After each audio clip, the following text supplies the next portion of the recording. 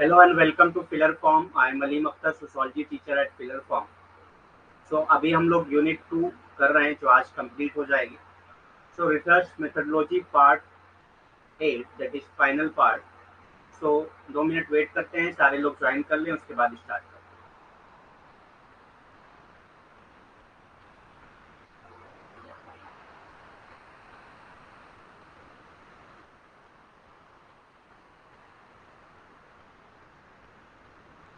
तब तक आप लोग कंफर्म करिए वॉइस एंड पीपीटी क्लियर है या नहीं.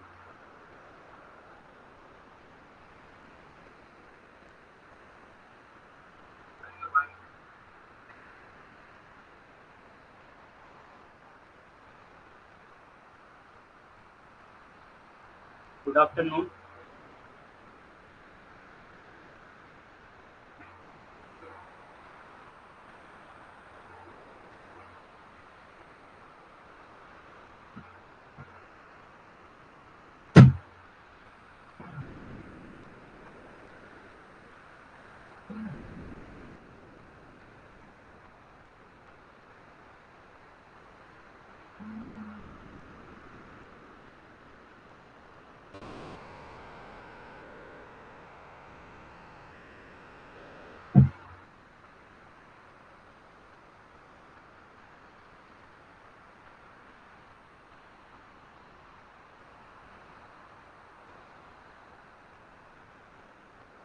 ठीक है, स्टार्ट करते हैं फिर.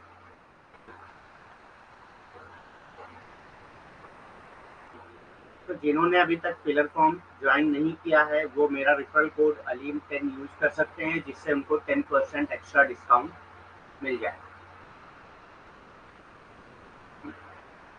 तो रिसर्च मेथोडोलॉजी पार्ट 8 आज हम लोग करेंगे, जो फाइनल पार्ट है. ठीक, आज हम लोग का यूनिट 2 कंप्लीट हो जाएगा.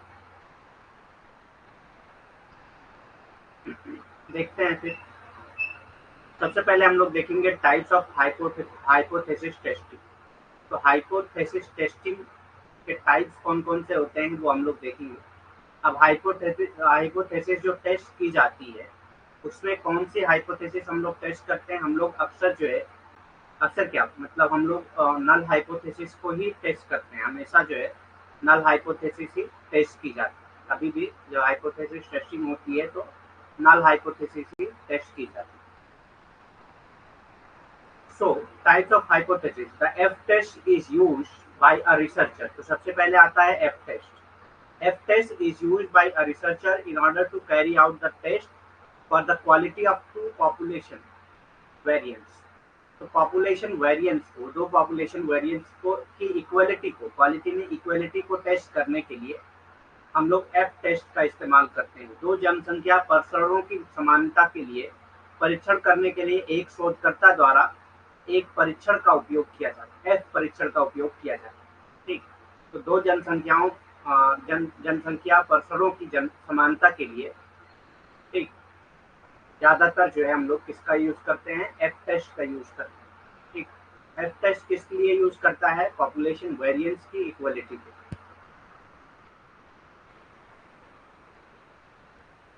If a researcher wants to test whether or not two independent samples have been drawn from a normal population with the same variability, then he generally employs the F test. ठीक, यदि एक शोधकर्ता ये परीक्षण करना चाहता है कि समान परिवर्तनशीलता वाली समान जनसंख्या से दो स्वतंत्र नमूने लिए गए हैं या नहीं, तो वो आमतौर पर एक परीक्षण का उपयोग करता है.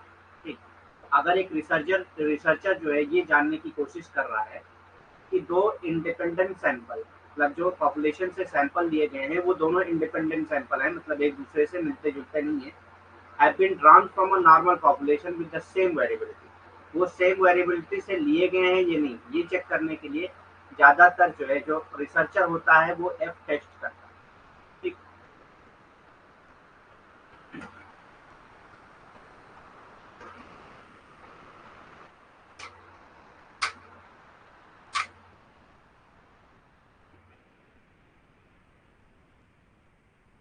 यदि एक शोधकर्ता ये परीक्षण करना चाहता है कि समान परिवर्तनशीलता वाली समान जनसंख्या से दो स्वतंत्र नमूने लिए गए हैं या नहीं, तो वो आमतौर पर एक परीक्षण का उपयोग करता है, एफ परीक्षण का उपयोग करता है। ठीक, तो वो आमतौर पर एफ परीक्षण का उपयोग करता है। ठीक, नेक्स्ट आता है जेड टेस्ट। जेड टेस्ट किस लिए यूज किया जाता है?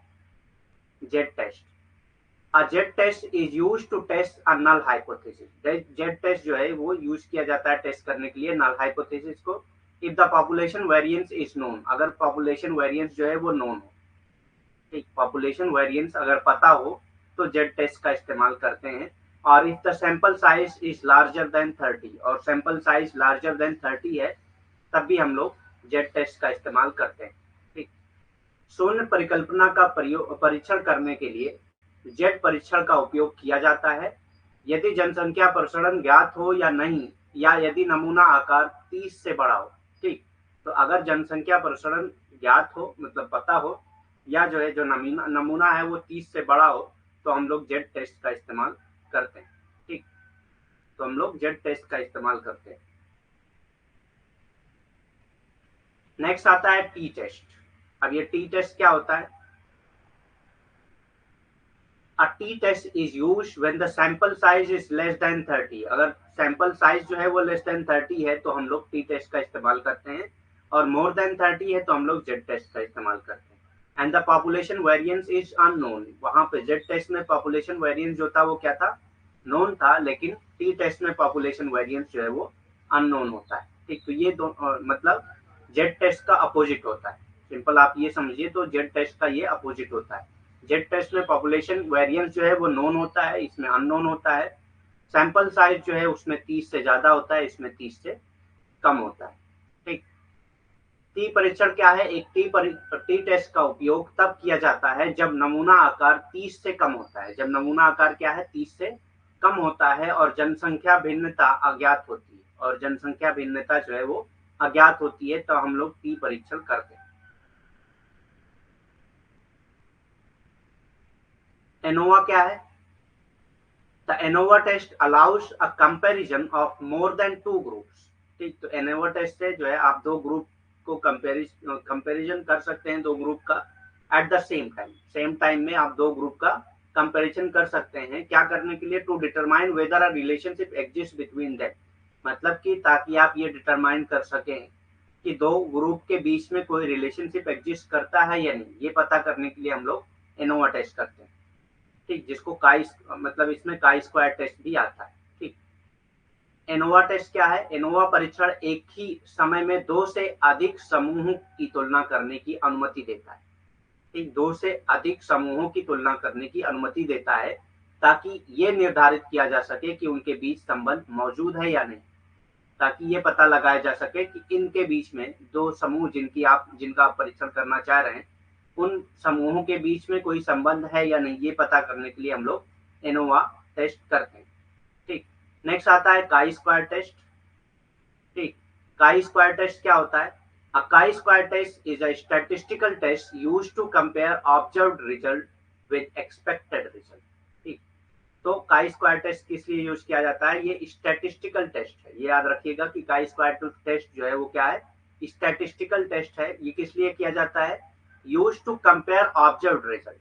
ऑब्जर्व रिजल्ट को एक्सपेक्टेड रिजल्ट से कंपेयर किया जाता है। ठीक, जब आप ऑब्जर्व रिजल्ट को एक्सपेक्टेड रिजल्ट से कंपेयर करना चाहते हैं तो आप काई स्क्वायर टेस्ट करते हैं। ठीक, काई स्क्वायर परीक्षण क्या है? काई स्क्वायर परीक्षण एक सांख्यिकीय परीक्षण है जिसका उपयोग अपेक्षित परिणामों के साथ देखे गए परिणामों की तुलना करने के लिए किया जाता है।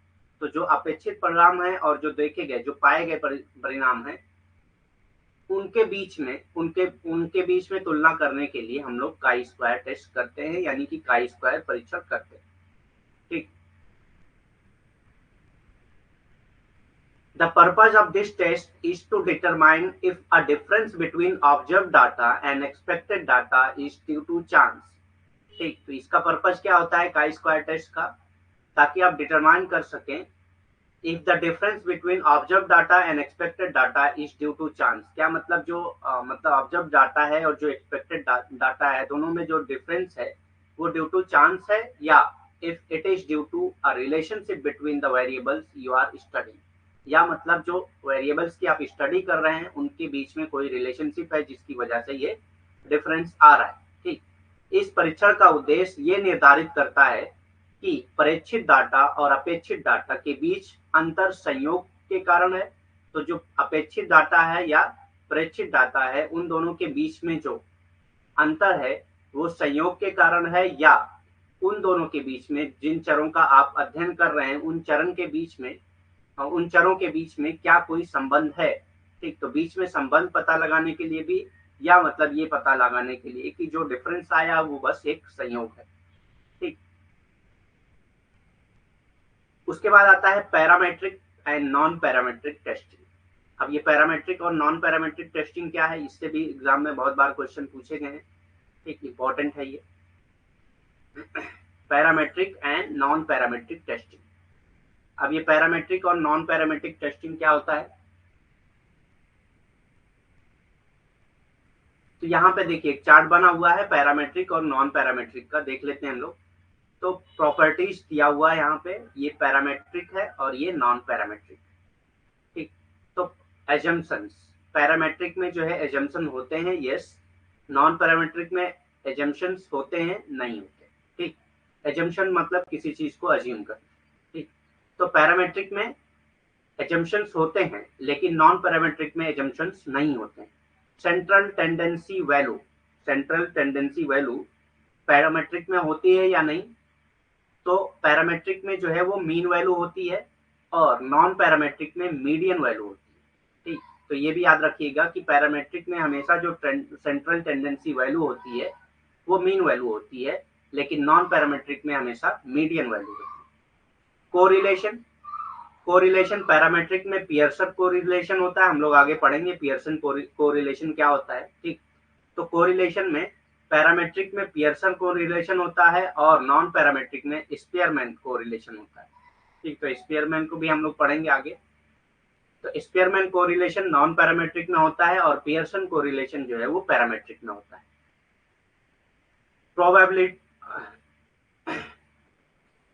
प्रोबेबिलिस्टिक डिस्ट्रीब्यूशन, प्रोबेबिलिस्टिक डिस्ट्रीब्यूशन जो है वो पैरामेट्रिक में नॉर्मल होता है लेकिन नॉन पैरामेट्रिक में आर्बिट्ररी होता है।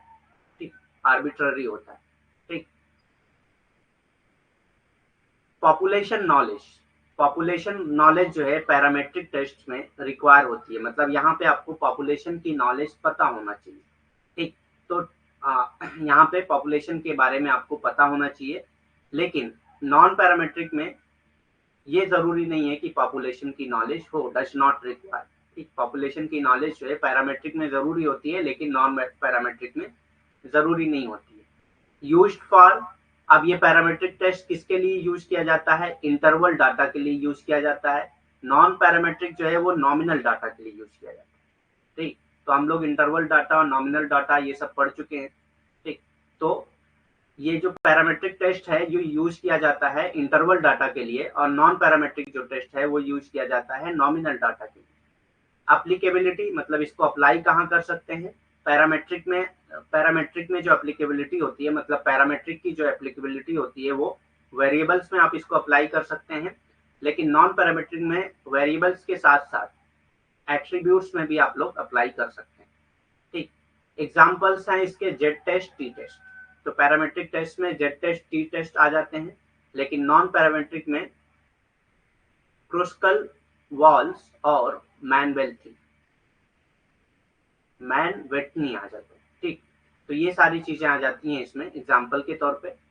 अब देखते हैं इसको हिंदी में देख लेते हैं एक बार, पैरामेट्रिक टेस्ट और नॉन पैरामेट्रिक टेस्ट में।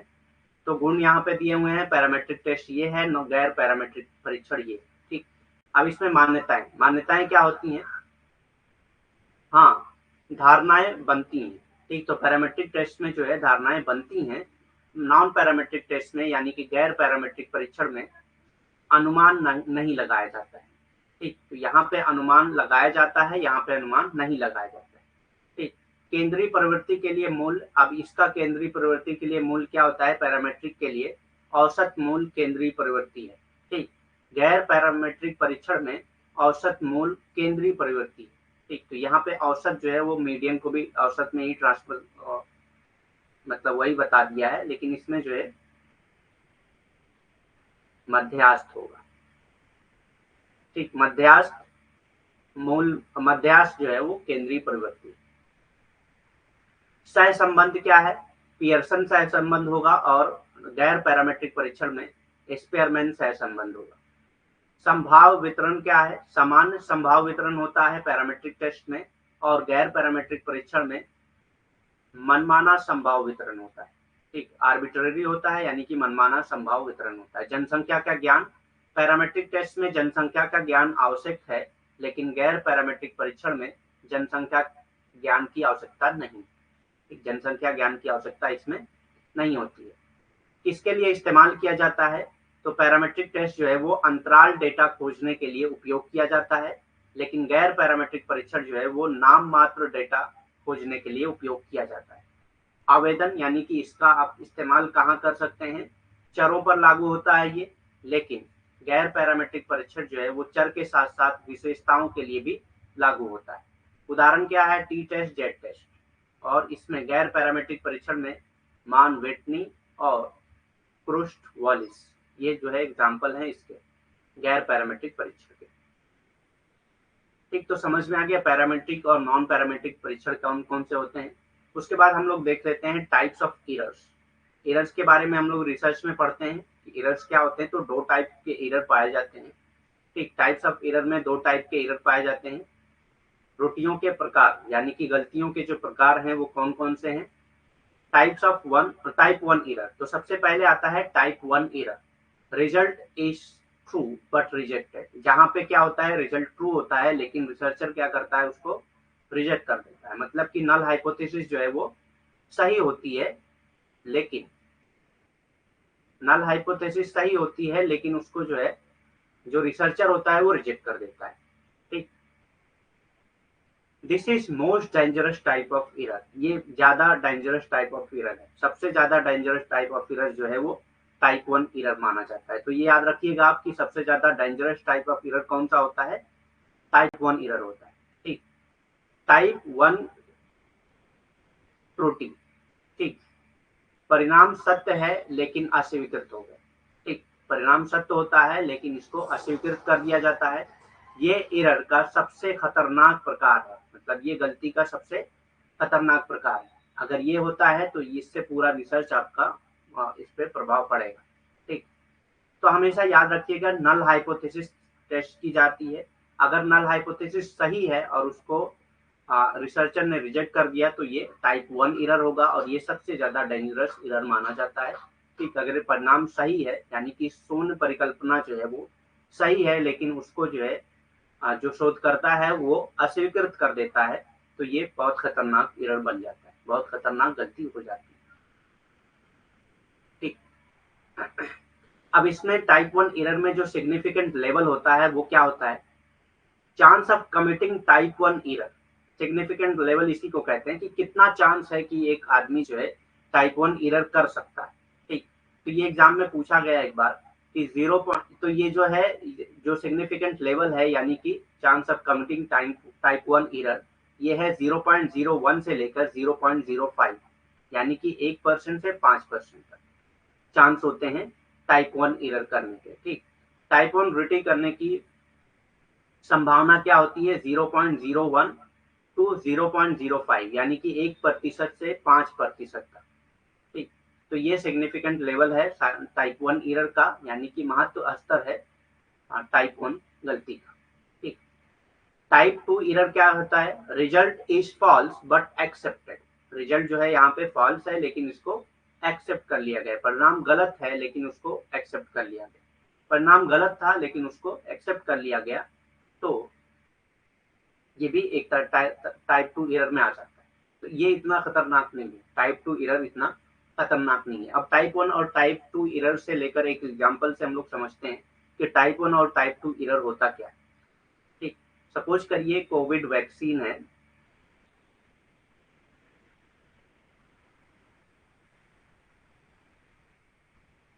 कोविड वैक्सीन का हम लोग परीक्षण कर रहे हैं। ठीक, कोविड वैक्सीन का परीक्षण कर रहे हैं, तो हम पहले हाइपोथेसिस बनाएंगे कि ये जो है काम नहीं करती है, क्योंकि नल हाइपोथेसिस बनाना है। तो कोविड जो है not Covid vaccine not useful for Covid patient.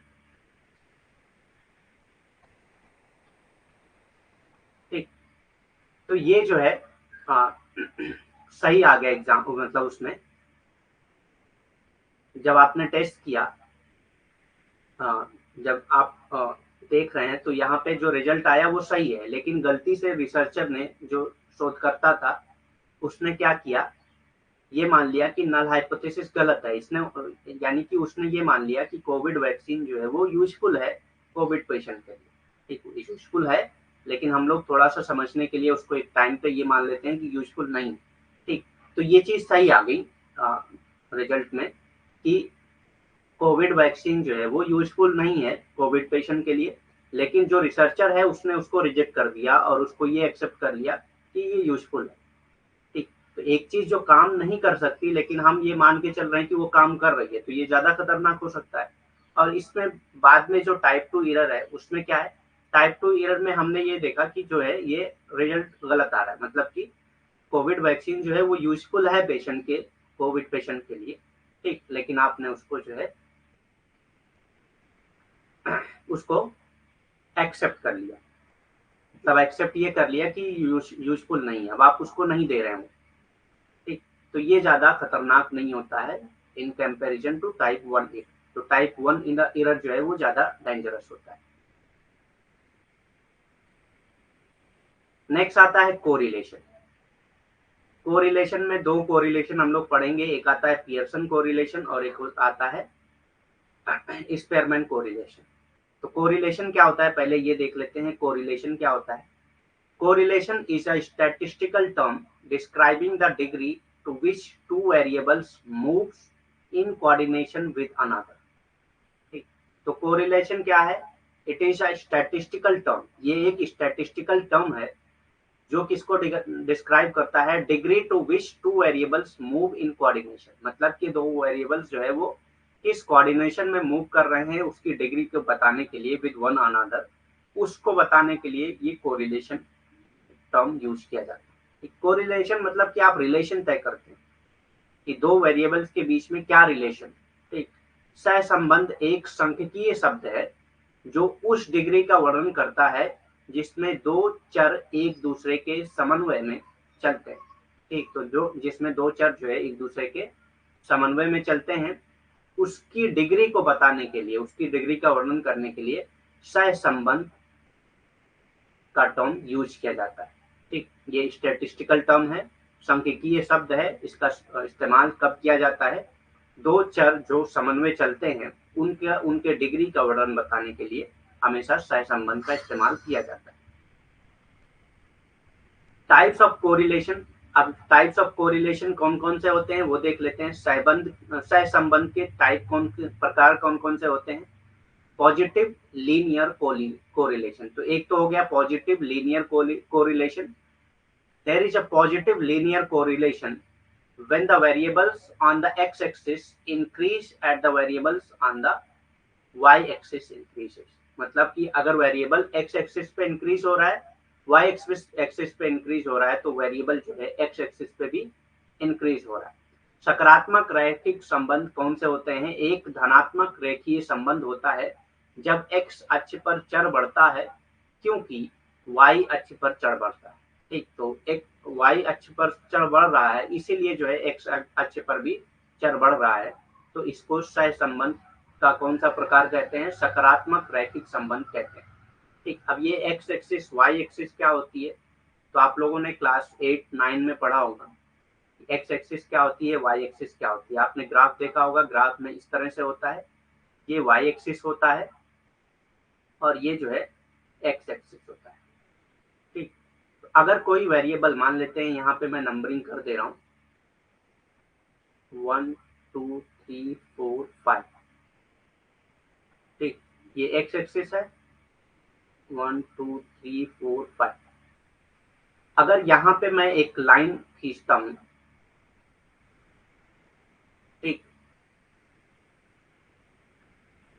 ये या इस तरह से खींच रहे हैं हम लोग, ये लाइन नहीं सही होगी, ये होगी। ठीक, तो y बढ़ रहा है और x भी बढ़ रहा है। यहाँ पे अगर देखेंगे y 0 है, x भी 0 है, y 1 हो गया तो x भी 1 हो गया, y 1 हो गया तो x भी 1 हो गया, y 2 हो गया x भी 2 हो गया, y 3 हो गया x भी 3 हो गया। इस तरह से मतलब एक लीनियर कोरिलेशन हो गया। ठीक, अगर y बढ़ेगा तो x भी बढ़ेगा, y बढ़ेगा तो x भी बढ़ेगा। तो इस तरह का अगर रिलेशनशिप है, y मतलब एक अलग वेरिएबल है और x जो है वो दूसरा वेरिएबल है।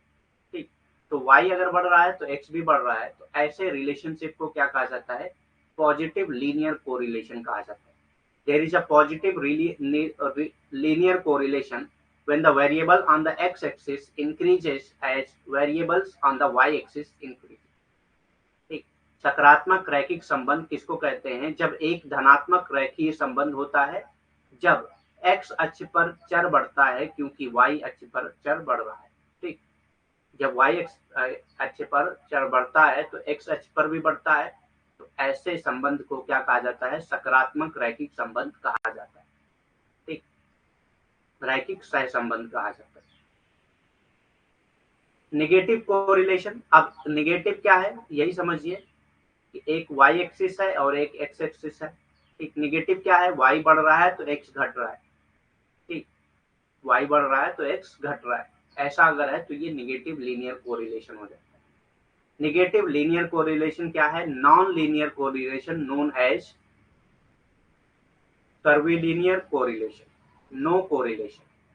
ठीक, नकारात्मक रैखिक संबंध क्या होते हैं, जब y एक्सिस बढ़ रहा है तो x एक्सिस घट रहा है, y एक्सिस घट रहा है तो x एक्सिस बढ़ रहा है, तो इसको नेगेटिव कोरिलेशन कहा जाता है। अगर ये लीनियर नहीं है, मतलब सीधा सीधा नहीं है, तो इसको कर्वीलिनियर कहा जाता है, कर्वीलिनियर कोरिलेशन कहा जाता है। गैर रेखीय अगर है सहसंबंध तो इसको वक्रीय सहसंबंध के रूप में जाना जाता है। नो कोरिलेशन भी होता है। नो कोरिलेशन क्या होता है, कोई संबंध सहसंबंध नहीं है, जहां पे मतलब y और x एक्सिस में यानी कि दो वेरिएबल्स में कोई संबंध नहीं है, तो वहां पे नो कोरिलेशन होता है, यानी कि कोई भी को संबंध नहीं है। ठीक, ऐसा आप नहीं बता सकते कि y बढ़ रहा है तो x घट रहा है। हो सकता है कभी y बढ़े तो x भी बढ़ जाए, कभी y घटे तो x बढ़ रहा है या घट रहा है, मतलब कुछ भी हो सकता है। तो वहां पे कोई रिलेशन नहीं है, जहां पे कोई रिलेशन ना हो उसको नो कोरिलेशन कहेंगे, यानी कि कोई सहसंबंध नहीं। ठीक,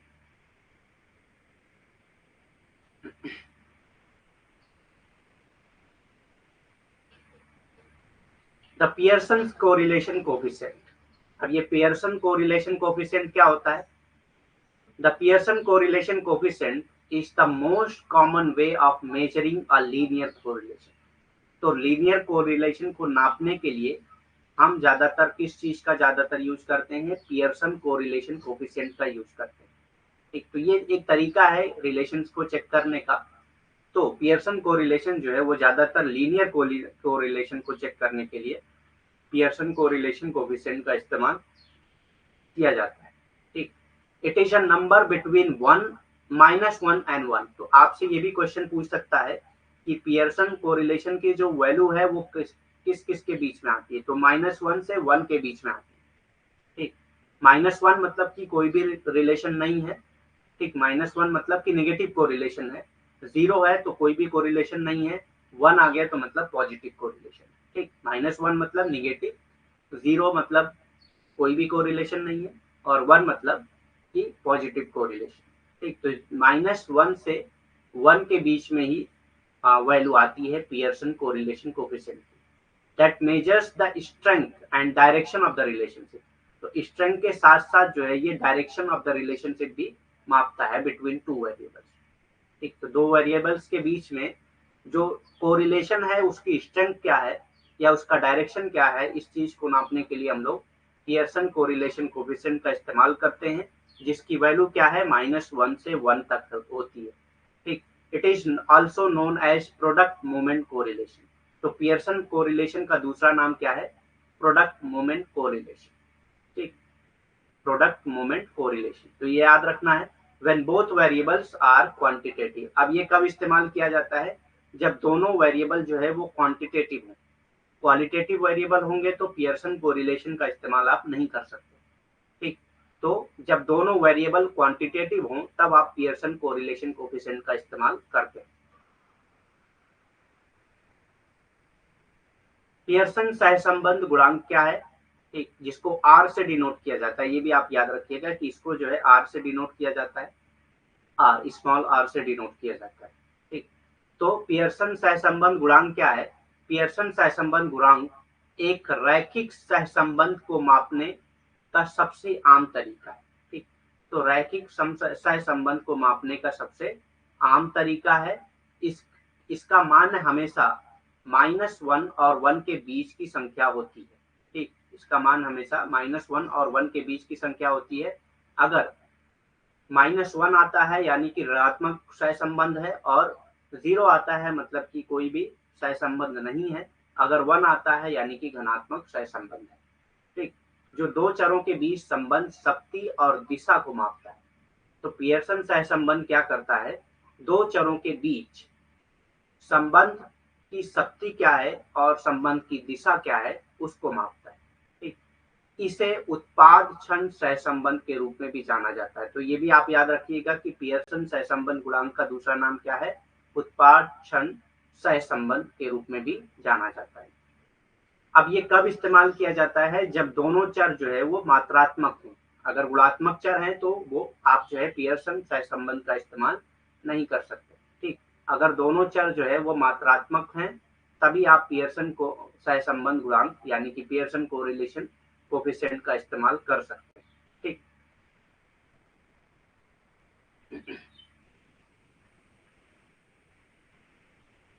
स्पेयरमैन रैंक कोरिलेशन क्या होता है? स्पेयरमैन का रैंक सहसंबंध क्या होता है? ये भी कोरिलेशन को मापने का एक जरिया है। Spearman correlation is equivalent to calculating the Pearson correlation coefficient. ठीक, मतलब कि ये पियर्सन कोरिलेशन कोएफिशिएंट के इक्वल होता है ऑन द रैंक डाटा में। ठीक, जब आप रैंक डाटा में कैलकुलेट करते हैं पियर्सन कोएफिशिएंट को तो ये स्पेयरमैन कोरिलेशन कोएफिशिएंट यानी कि स्पेयरमैन कोरिलेशन कहलाता है। ठीक, स्पेयरमैन रैंक कोरिलेशन, तो ये रैंक नाम ही है इसका। तो रैंक डाटा है, अगर उसमें आप जो है पियर्सन कोरिलेशन कोएफिशिएंट का इस्तेमाल करते हैं तो उसी को वो इसके इक्वल होता है Spearman rank correlation. So P will always be a value between -1 and 1। तो इसकी भी वैल्यू जो है वो -1 और 1 के बीच में ही होती है। यहाँ पे जो P का साइन बनाया है ये स्पेयरमैन रैंक कोरिलेशन का साइन। ठीक, थोड़ा सा अलग तरह का P है ये, तो आप ये साइन याद रखिएगा।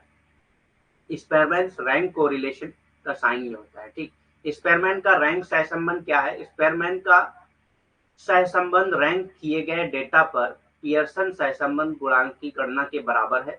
ठीक, तो ये पियर्सन सहसंबंध गुणांक की गणना के बराबर है अगर आप रैंक डाटा में इसका इस्तेमाल करते हैं तो। ठीक, इसलिए P हमेशा यानी कि पियर्सन स्पेयरमैन रैंक सहसंबंध जो है वो -1 से 1 के बीच में होता है। ठीक, तो इसका मान -1 से 1 के बीच में ही होता है। ठीक, the further away P is from 0, the stronger the relationship between the two variables। ठीक, P शून्य के जितना दूर होगा, मतलब कि शून्य से जितना दूर होगा उतना ही पॉजिटिव रिलेशनशिप होगा, उतना ही स्ट्रॉन्गर रिलेशनशिप होगा। ठीक, जितना 0 से दूर होगा उतना ही स्ट्रॉन्ग रिलेशनशिप होगा। तो स्पेयरमैन को रैंक कोरिलेशन में क्या आता है कि अगर स्पेयरमैन कोरिलेशन जो है वो शून्य से जितना दूर होगा दो चरों के बीच संबंध उतना ही मजबूत होगा। ठीक, चाहे वो नेगेटिव संबंध होंगे चाहे पॉजिटिव संबंध होंगे, जितना दूर होंगे उतना ही मजबूत संबंध होगा। ठीक, उतना ही मजबूत संबंध होगा। द साइन ऑफ P यानी कि Spearman correlation correspond to the direction of the relationship। ये जो है साइन ही बताता है डायरेक्शन ऑफ द रिलेशनशिप को। P चिन्ह संबंध की दिशा से मेल खाता है। ठीक, संबंध की दिशा से मेल खाता है। Two variables both are qualitative. अगर वेरिएबल्स जो है वो क्वालिटेटिव है तब आप जो है स्पेयरमैन रैंक कोरिलेशन का इस्तेमाल करते हैं। दो चर दोनों गुणात्मक हैं तो आप जो है स्पेयरमैन रैंक कोरिलेशन का इस्तेमाल करते हैं। अगर ये मात्रात्मक हैं तो आप जो है पियर्सन कोरिलेशन का इस्तेमाल करते हैं। ठीक, तो ये डिफरेंस आपको पता होना चाहिए, स्पेयरमैन कब यूज होता है और पियर्सन कोरिलेशन कब यूज होता है। ठीक, नेक्स्ट कॉन्सेप्ट आता है एसोसिएशन का। अब ये एसोसिएशन क्या है, ये भी मतलब वेरिएबल्स के बीच के एसोसिएशन की बात है। जो टर्म मतलब जो सोशोलॉजिकल इंस्टीट्यूशन जो आता है, ये सोशोलॉजिकल एसोसिएशन के बारे में बात नहीं है। ये रिसर्च के बीच में जो वेरिएबल्स के बीच में एसोसिएशन होता है उसकी बात है। ठीक, वेरिएबल्स के बीच में जो संगठन आता है शोध में, उसके बारे में बात की जा रही है।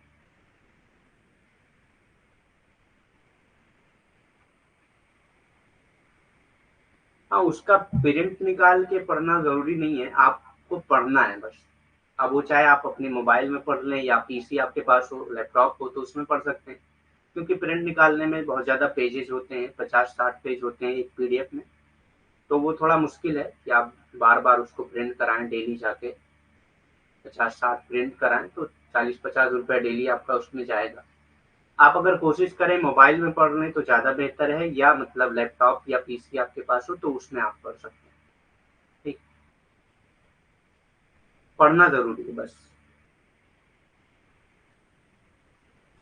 तो ये एसोसिएशन होता क्या है? Association means one variable provide information about another. Association मतलब कि एक वेरिएबल जो है दूसरे वेरिएबल के बीच में इंफॉर्मेशन प्रोवाइड करता है, तो इसको क्या कहते हैं?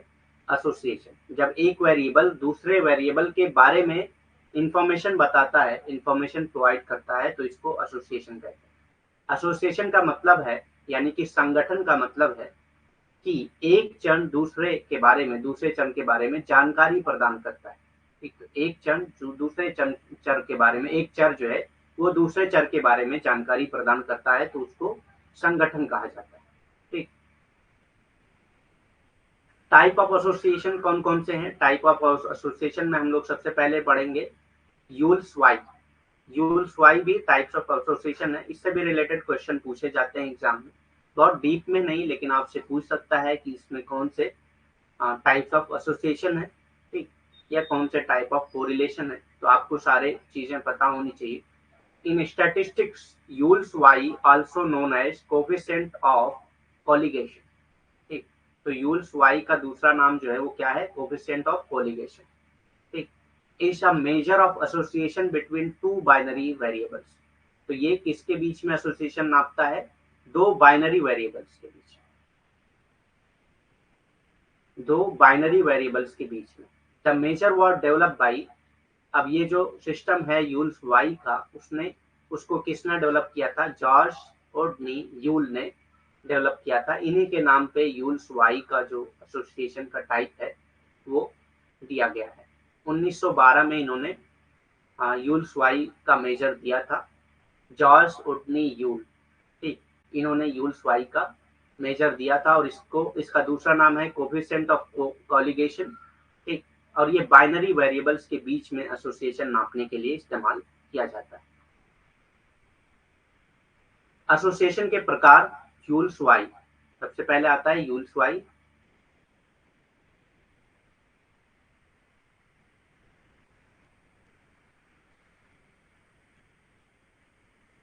आंकड़ों में यूल्स वाई होगा, ठीक, क्योंकि नाम तो सेम होता है। ठीक, यूल्स वाई, जिसे कोलिगेशन के गुणांक के रूप में भी जाना जाता है, तो इसे कोलिगेशन के गुणांक के रूप में भी जाना जाता है। दो द्विआधारी चर के बीच संबंध का एक उपाय है। ठीक, तो दो द्विआधारी चर के बीच संबंध बताने के लिए, यानी कि संगठन बताने के लिए, संबंध नहीं, संगठन बताने के लिए ये माप इस्तेमाल किया जाता है। और इस माप को 1912 में जॉर्ज ओडी यूल द्वारा विकसित किया गया था। ठीक, तो नाम भी याद रखना है, नाम भी पूछ सकता है आपको, आपसे एग्जाम में। ठीक, उसके बाद नेक्स्ट टाइप ऑफ एसोसिएशन है the phi coefficient. The phi coefficient,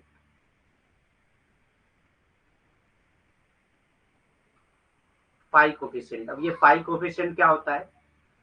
the phi coefficient represented symbolically as, ये इस सिंबल से जो है फाई कोफिशिएंट को इस सिंबल से जो है वो डिनोट किया जाता है। ये सिंबल आपको याद रखना है, ठीक। तो फाई प्रतीकात्मक रूप से इसके रूप में दर्शाया जाता है, ठीक। ये आप ध्यान रखिएगा, ये सिंबल, ठीक। Is a test of relationship और एसोसिएशन। ये क्या है? Test of relationship of association. तो रिलेशनशिप और एसोसिएशन को टेस्ट करने के लिए आप फाई कोफिशिएंट का इस्तेमाल करते हैं बिटवीन टू डायटोमस वेरिएबल। तो यहाँ पे देखिए डायटोमस वेरिएबल अगर हैं तो आप जो है फाई कोफिशिएंट का इस्तेमाल करते हैं। बाइनरी वेरिएबल हैं तो उसमें जो है आप इसका यूल्स वाई का इस्तेमाल करते हैं, ठीक। दो द्विबीजपत्री चरों के बीच संबंध या जुड़ाव का एक परीक्षण, ठीक।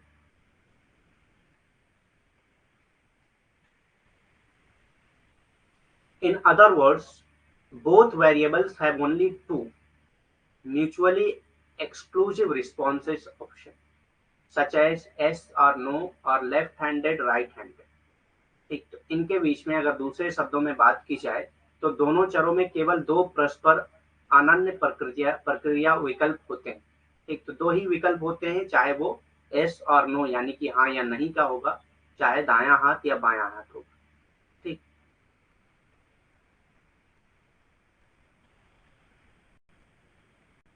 Introduce by biochemist Brian W Matthews, ठीक। तो ये बायोकेमिस्ट ब्रियन डब्ल्यू मैथ्यूज ने इसको इंट्रोड्यूस किया था 1975 में। 1975 में बायोकेमिस्ट ब्रायन डब्ल्यू मैथ्यूज द्वारा पेश किया गया था, ठीक। Both Yule's Y and phi coefficient test qualitative data, ठीक। Both Yule's Y and phi coefficient जो है वो टेस्ट करते हैं किसको? क्वालिटेटिव डाटा को, ठीक। यूल्स वाई और फाई गुणांक दोनों ही गुणात्मक डेटा का परीक्षण करते हैं, ठीक। तो ये दोनों ही गुणात्मक डेटा का ही परीक्षण करते हैं, ये आपको याद होना चाहिए। अब यहाँ तक जो है हम लोगों ने पूरे रिसर्च को कंप्लीट कर लिया है जो हमारे सिलेबस में थे। अभी हम लोग देखेंगे कुछ एक्स्ट्रा कॉन्सेप्ट जो सिलेबस में तो नहीं है लेकिन उससे रिलेटेड क्वेश्चंस पूछे जाते हैं एग्जाम में।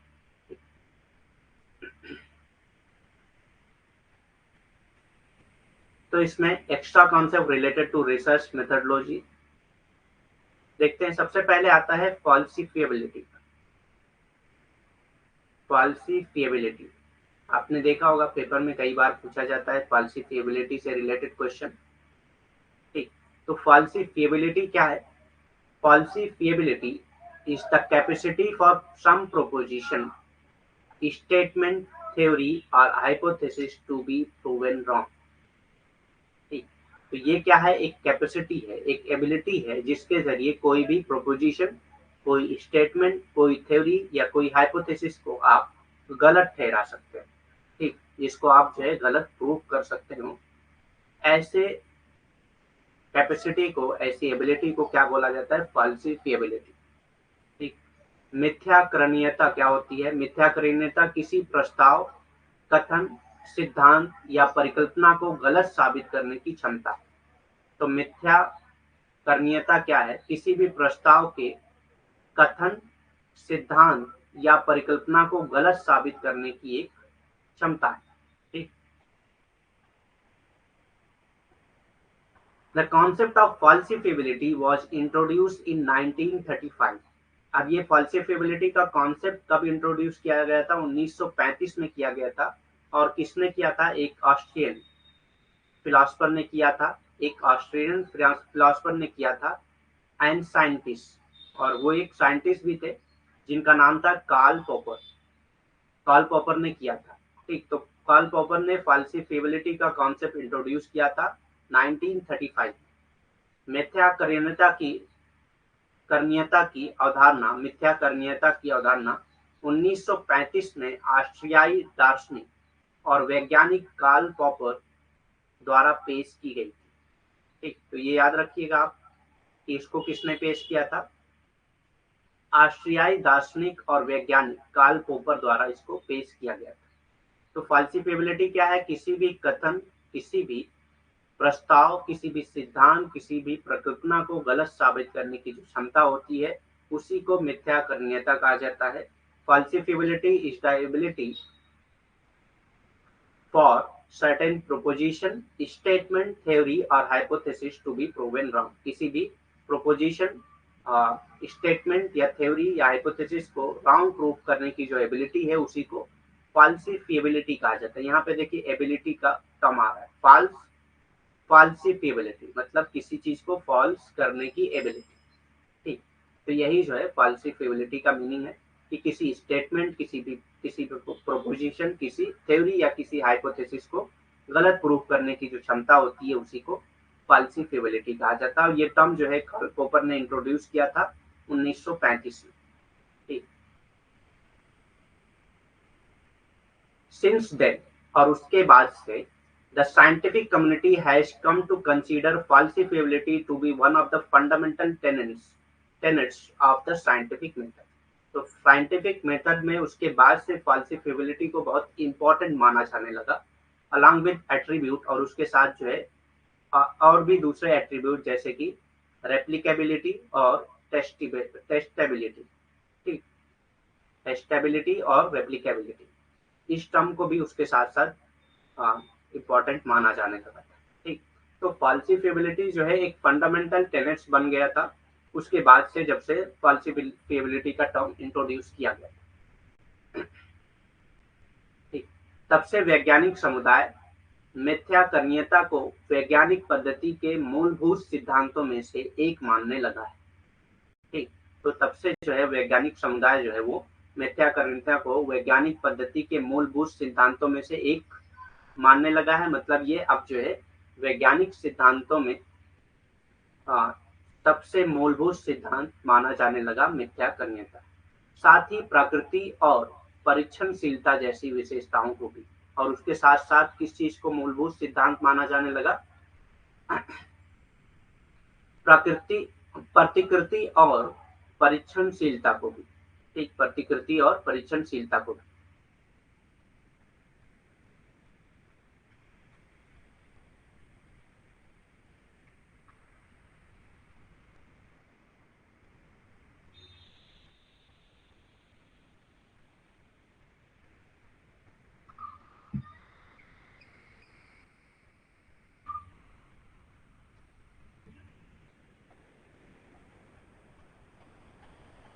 One minute.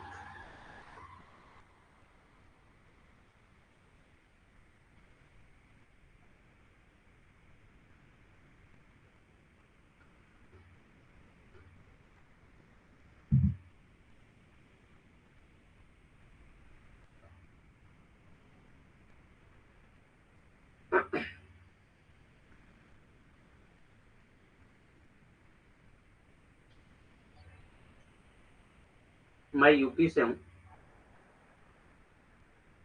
ठीक है,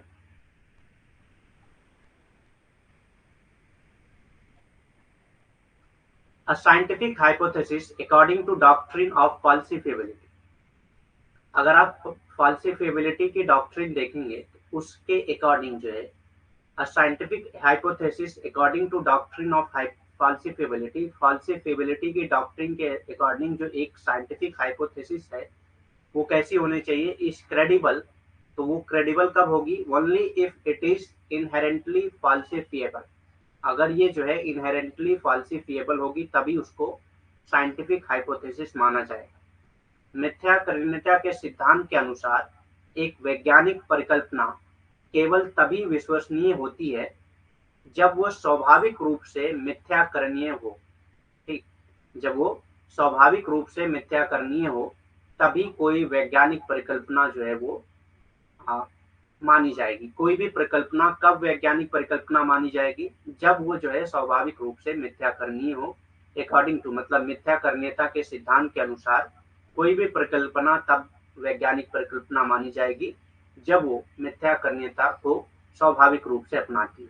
ठीक, a scientific hypothesis according to the doctrine of falsifiability is credible. तो ये कोई भी हाइपोथेसिस को साइंटिफिक हाइपोथेसिस तभी माना जाएगा जब वो इनहेरेंटली जो है वो फॉल्सिफिएबल हो। मतलब वो फॉल्सिफिएबल हो यानी कि वो रॉन्ग प्रूफ होने के काबिल हो। ठीक, this means that the hypothesis must be capable of being tested and proven wrong. इसका क्या मतलब है कि हाइपोथेसिस इस काबिल हो कि उसको जो है टेस्ट किया जा सके और उसको रॉन्ग प्रूफ किया जा सके। ठीक, इसका मतलब यह है कि परिकल्पना को परीक्षण करने और गलत साबित करने में सक्षम होना चाहिए। तो कोई भी परिकल्पना ऐसी होनी चाहिए कि उसका परीक्षण किया जा सके और उसको गलत साबित किया जा सके। ठीक, तो यहाँ पे देखिए साइंटिफिक मेथड क्या है स्टडी करने का, शोध करने का या रिसर्च करने का। तो सबसे पहले आप जो है क्या करते हैं, आस्क अ क्वेश्चन। ठीक, एक क्वेश्चन पूछते हैं, background research from a hypothesis. उसके बाद जो है आप हाइपोथेसिस मतलब बनाते हैं। उसी के साथ साथ थिंक, ट्राई अगेन। ठीक, test with an experiment data. उसके बाद जो है आप एक्सपेरिमेंट डाटा के साथ टेस्ट करते हैं। फिर जो है एनालाइज करते हैं रिजल्ट को, ड्रीव कंक्लूजन। उसके बाद कंक्लूजन ड्रॉ करते हैं। फिर आप जो है एक्सेप्ट करते हैं हाइपोथेसिस को। ठीक, या रिजेक्ट करेंगे हाइपोथेसिस को। या तो हाइपोथेसिस को यहाँ पे एनालाइज करने के बाद, डाटा को एनालाइज करने के बाद या कंक्लूजन ड्रॉ करने के बाद आप या तो हाइपोथेसिस को एक्सेप्ट करेंगे या हाइपोथेसिस को रिजेक्ट करेंगे। तो परिकल्पना को यहाँ पे या तो अस्वीकृत करेंगे या स्वीकृत करेंगे। ठीक, उसके बाद जो है आप रिपोर्ट या रिजल्ट लिखते हैं। रिपोर्ट राइटिंग उसके बाद करते हैं। ठीक, तो ये साइंटिफिक मेथड है रिसर्च का।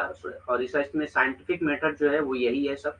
पहले आप क्वेश्चन पूछते हैं, फिर उसमें जो है बैकग्राउंड रिसर्च करते हैं, फिर हाइपोथेसिस बनाते हैं, सोचते हैं और फिर दोबारा जो है उसको चेंज करते हैं। मतलब कि पूरी तरीके से आप हाइपोथेसिस को बनाते हैं।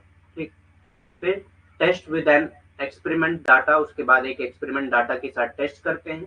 उसके बाद हाइपोथेसिस रिजेक्ट करेंगे या मतलब उसके बाद इसको एनालाइज करेंगे, कंक्लूजन ड्रॉ करेंगे। अगर आपका कंक्लूजन जो है वो हाइपोथेसिस के अकॉर्डिंग होगा तो आप हाइपोथेसिस को एक्सेप्ट करेंगे, वरना रिजेक्ट कर देंगे।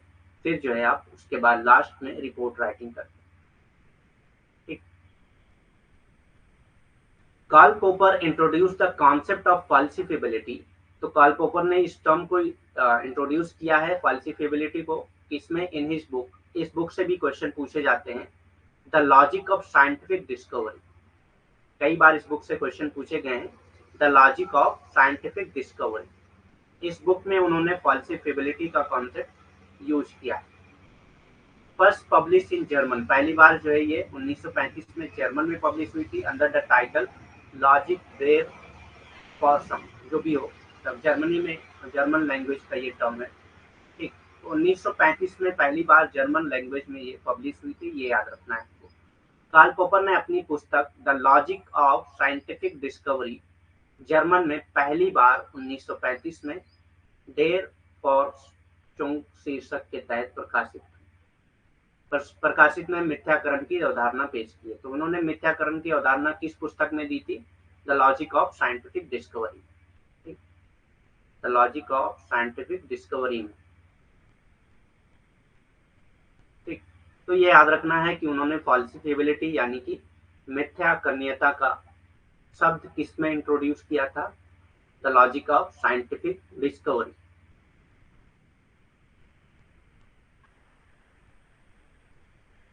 उसके बाद आता है next concept, research reliability.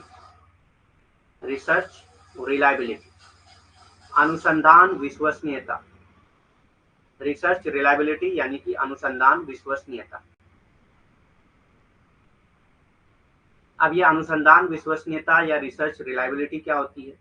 Research reliability refers to whether research method can be reproduce the same result multiple time। Reliability मतलब कि क्या वो जो तरीका, जो आपने मेथड यूज किया है, उस मेथड से हम लोग अगर बार बार रिसर्च करें तो सेम रिजल्ट आएगा। अगर सेम रिजल्ट आता है तो वो रिलायबल होगा। ठीक, कोई भी मेथड अगर आप रिसर्च में यूज कर रहे हैं तो उसकी रिलायबिलिटी कैसे चेक की जाएगी, बार बार उसी मेथड से वो रिसर्च किया जाएगा। अगर रिजल्ट सेम आता है तो इसका मतलब जो है वो रिसर्च क्या है, वो मेथड जो है वो क्या है, रिलायबल। ठीक, तो research reliability refers to whether research methods can reproduce same result multiple time मतलब बार बार जो है आप उसी मेथड से रिसर्च कर रहे हैं और रिजल्ट सेम आ रहा है, तो इसी को क्या कहा जाएगा, रिसर्च रिलायबिलिटी कहा जाएगा। अनुसंधान विश्वसनीयता किसको कहते हैं? अनुसंधान विश्वसनीयता से तात्पर्य ये है कि क्या अनुसंधान विधियां एक ही परिणाम को कई बार पुनः पेश कर सकती हैं। अनुसंधान विश्वसनीयता क्या होती है, उससे तात्पर्य ये है कि जो अनुसंधान में विधियां यूज की गई हैं, जो तरीके यूज किए गए हैं, उससे अगर बार बार जो है हम लोग शोध करते हैं, बार बार जो है उसी विधि का इस्तेमाल करके जो है हम लोग परीक्षण करते हैं, तो क्या सेम रिजल्ट आएगा? अगर सेम रिजल्ट आता है तो उसी को अनुसंधान विश्वसनीयता कहा जाता है। ठीक, तो आपने कई बार सुना होगा कि रिसर्च शुड बी रिलायबल, मतलब कि रिसर्च के अंदर रिलायबिलिटी होनी चाहिए कि बार बार अगर उसी तरीके से रिसर्च किया जाए तो सेम रिजल्ट आना चाहिए। ठीक,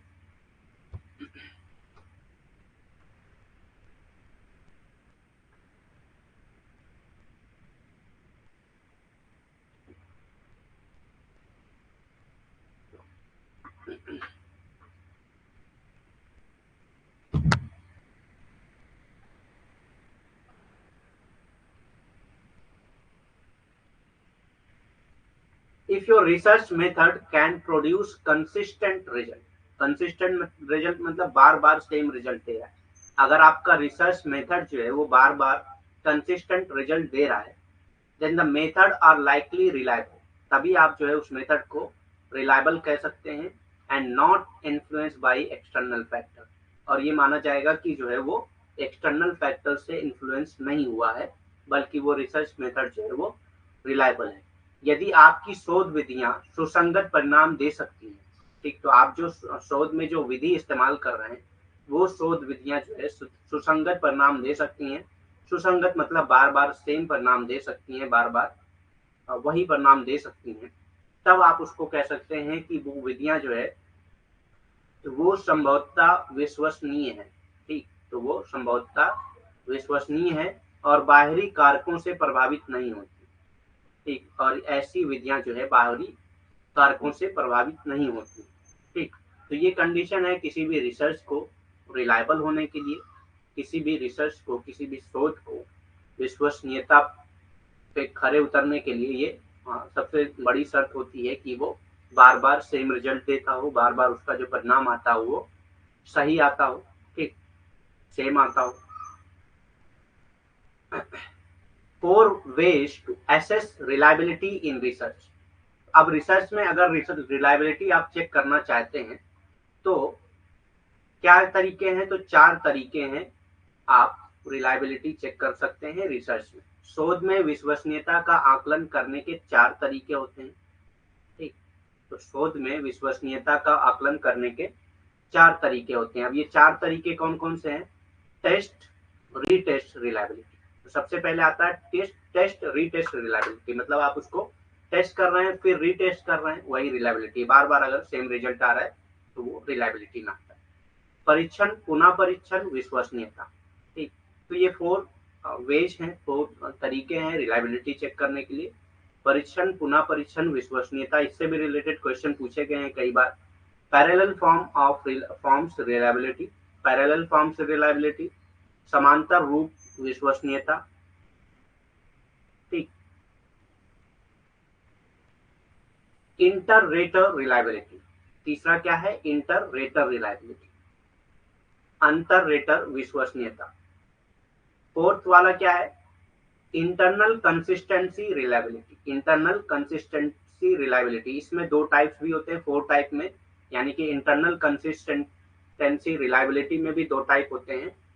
ये आएगा स्प्लिट हाफ। ठीक है, स्प्लिट हाफ रिलायबिलिटी टेस्ट, यानी कि आधे आधे में बांट के आप फिर दोनों में अलग अलग टेस्ट कर रहे हैं तो सेम रिजल्ट आ रहा है, यानी कि इंटर आइटम रिलायबिलिटी टेस्ट। ठीक, मतलब कि उसी बीच में जो है आप उसी में से अलग अलग आइटम पे आप टेस्ट कर रहे हैं। ठीक, तो split half reliability test, inter item reliability test, ये चौथे का प्रकार है, यानी कि इंटरनल कंसिस्टेंसी रिलायबिलिटी का प्रकार है। ठीक, आंतरिक स्थिरता विश्वसनीयता। ठीक, आंतरिक स्थिरता विश्वसनीयता, इसके भी 2 प्रकार हैं। विभाजित आधा विश्वसनीयता, ठीक, परीक्षण अंतर, आइटम विश्वसनीयता परीक्षण, ठीक। तो ये 4 तरीके हैं रिलायबिलिटी टेस्ट करने के। नेक्स्ट आता है वैलिडिटी। कभी-कभी जो है लोग वैलिडिटी और रिलायबिलिटी को सेम समझ लेते हैं, लेकिन ऐसा नहीं है। ठीक, वैलिडिटी और रिलायबिलिटी में फ़र्क है। ठीक, validity focus on the accuracy of set of research measures. क्या आपने जो भी रिसर्च मेजर्स लिए हैं वो एक्यूरेटली यूज किए हैं या नहीं। ठीक, वैधता अनुसंधान उपायों के एक सेट का की सटीकता पर केंद्रित है, क्या कि आप सटीक तरीके से रिसर्च मेजर का इस्तेमाल किए हैं या नहीं। ठीक, इसको वैधता कहा जाता है। एक एग्जांपल से हम लोग समझते हैं इसको कि रिलायबिलिटी और वैलिडिटी में क्या डिफरेंस होता है। So for example, if you weigh an object multiple time, अगर एक ऑब्जेक्ट को आप बार बार वजन कर रहे हैं, ठीक, कई बार वजन कर रहे हैं, and always get the same result, और बार बार सेम रिजल्ट आ रहा है। सपोज करिए एक बॉटल का मैं वजन कर रहा हूँ, ठीक, वो 100 ग्राम आ रहा है बार बार, ठीक, वो 100 ग्राम बार बार आ रहा है। द रिजल्ट आर रिलायबल, तो इस रिजल्ट को आप जो है रिलायबल कह सकते हैं, कि मतलब आप ये मान सकते हैं कि ये बॉटल अब 100 ग्राम की ही है। ठीक, तो रिजल्ट को आप जो है रिलायबल मान सकते हैं। उदाहरण के लिए, यदि आप किसी वस्तु को कई बार तौलते हैं और हमेशा एक ही परिणाम प्राप्त करते हैं, तो परिणाम विश्वसनीय होते हैं। ठीक, तो परिणाम क्या है, विश्वसनीय होंगे। अगर आप किसी भी वस्तु को बार बार तौलते हैं और बार बार जो है उसका वजन, उसका रेट, मतलब जो रिजल्ट है, जो परिणाम है वो सेम आ रहा है, तो आप उसको विश्वसनीय मान सकते हैं, उस परिणाम को विश्वसनीय मान सकते हैं। ठीक, if you compare the way you measure and find it matches the actual weight of the object as dictated by the manufacturer, this demonstrate that your result are valid। ठीक, अगर आप जो है उसको वेट करते हैं और फिर उसके बाद कंपेयर करते हैं कि जो आपके मैन्युफैक्चरर ने वेट बताया था, क्या उसके बराबर ये बता रहा है, उसी के एक्चुअल है या नहीं। ठीक, अगर ऐसा है तो ये वैलिड माना जाएगा। यदि आप अपने द्वारा मापे गए वजन की तुलना और पाते हैं कि तुलना करते हैं और पाते हैं कि निर्माता द्वारा निर्धारित वस्तु के वास्तविक वजन से मेल खाता है, तो ये दर्शाता है कि आपका परिणाम जो है वो मान्य है। ठीक, जैसे मैंने एक मान लेते हैं, एक मैंने ऑयल खरीदा ऑनलाइन, या मतलब किसी दुकान से खरीदा, और उसमें लिखा हुआ है कि ये जो है 250 ml 250 ml है। अब मैं घर लाके इसको फिर से जो है माप रहा हूँ। अब अगर मेरा 250 ml बार बार आ ठीक 250 ml बार बार आ रहा है, मतलब इसको टेस्ट करने के बाद मैं कंपेयर कर रहा हूँ दोनों में कि 250 ml आ रहा है, तब ये मानूंगा कि जो उसने बताया था वो वैलिड है, जो उसने मतलब इसको मेंशन किया है, जिसने इसको बेचा है वो वैलिड है। ठीक, तो ये वैलिडिटी और रिलायबिलिटी में फर्क है कि जो आपने मेंशन किया है, अगर टेस्ट करने पे वही सेम रिजल्ट आता है तो इसको वैलिडिटी कहेंगे, और अगर बार बार टेस्ट करने पे सेम रिजल्ट आता है तो उसको रिलायबिलिटी कहेंगे। ठीक, वैलिडिटी चेक करने के लिए आप एक बार भी चेक कर लें तो हो जाएगा, लेकिन रिलायबिलिटी चेक करने के लिए आपको बार बार टेस्ट करना पड़ेगा। ठीक, तो ये डिफरेंस है वैलिडिटी और रिलायबिलिटी में। जैसे आपने देखा होगा बहुत सी सारी कंपनियां हैं जो मेंशन कुछ और करती हैं, आप उसको अगर वजन करेंगे तो कुछ और होगा। ठीक, हर प्रोडक्ट का जो नया पैक बनता है उसमें यही लिखा रहता है कि 20% ऑफ है ना, 20% ऑफ है या 20% एक्स्ट्रा है। लेकिन आप पुराना पैक उठा के देखिए और इसका उठा के देखिए तो हो सकता है 20% आपको कमी मिले। ठीक, तो अगर आप जो उन्होंने मेंशन किया है, अगर आप टेस्ट करने के बाद आपका रिजल्ट भी उनसे मैच खाता है तो इसको वैलिडिटी कहेंगे। और रिलायबिलिटी किसको कहेंगे, आप अगर बार बार किसी चीज को टेस्ट कर रहे हैं और रिजल्ट जो है वो सेम आ रहा है तो उसको रिलायबिलिटी कहा जाता है। ठीक, तो ये वैलिडिटी और रिलायबिलिटी में फर्क है। नेक्स्ट कॉन्सेप्ट आता है पॉजिटिविज्म का, सकारात्मकता का। ठीक, पॉजिटिविज्म को हम लोग थोड़ा सा बहुत मतलब ब्रीफ में पढ़ा था हम लोगों ने शुरू में, लेकिन डिटेल में देखते हैं पॉजिटिविज्म का जो पैराडिगम है वो क्या है। तो positivism is a paradigm that relies on measurement and reason. ठीक, तो ये जो पैराडिगम है पॉजिटिविज्म का, ये मेजरमेंट और रीजन पे ज्यादातर फोकस करता है। और ये क्या कहता है कि knowledge is revealed from a neutral and measurable quantifiable observation of activity, action और रिएक्शन। ठीक, तो नॉलेज आपको कहाँ से मिलती है? न्यूट्रल और मेजरेबल, यानी कि जो क्वांटिफिएबल है, जिसको आप गिन सकते हो। ठीक, ऑब्जर्वेशन ऑफ एक्टिविटी, ठीक, किसी भी एक्टिविटी के ऑब्जर्वेशन के जरिए, एक्शन और रिएक्शन, कोई एक्शन, रिएक्शन, एक्टिविटी को ऑब्जर्व करके, उसको क्वांटिफाई करके, उसको मेजर करके ही आप नॉलेज को गेन कर सकते हैं। ठीक, सकारात्मकता क्या है? सकारात्मकवाद एक प्रतिमान है जो माप और कारण पर निर्भर करता है, जो माप और कारण पर निर्भर करता है कि ज्ञान, गतिविधि, क्रिया या प्रतिक्रिया के तटस्थ और मापनीय मात्रात्मक अवलोकन से प्रकट होती है। ठीक, तो ज्ञान कहाँ से प्रकट होती है? किसी भी क्रिया, किसी भी गतिविधि या प्रक्रिया से के तटस्थ और मापनीय अवलोकन से प्रकट होती है, मतलब जिसको आप माप सकते हो एक मात्रात्मक तरीके से। और ये ज्यादातर साइंटिफिक लॉज पे बिलीव करते हैं, वैज्ञानिक कानून पे ये ज्यादा बिलीव करते हैं, वैज्ञानिक सिद्धांत कह लीजिए आप।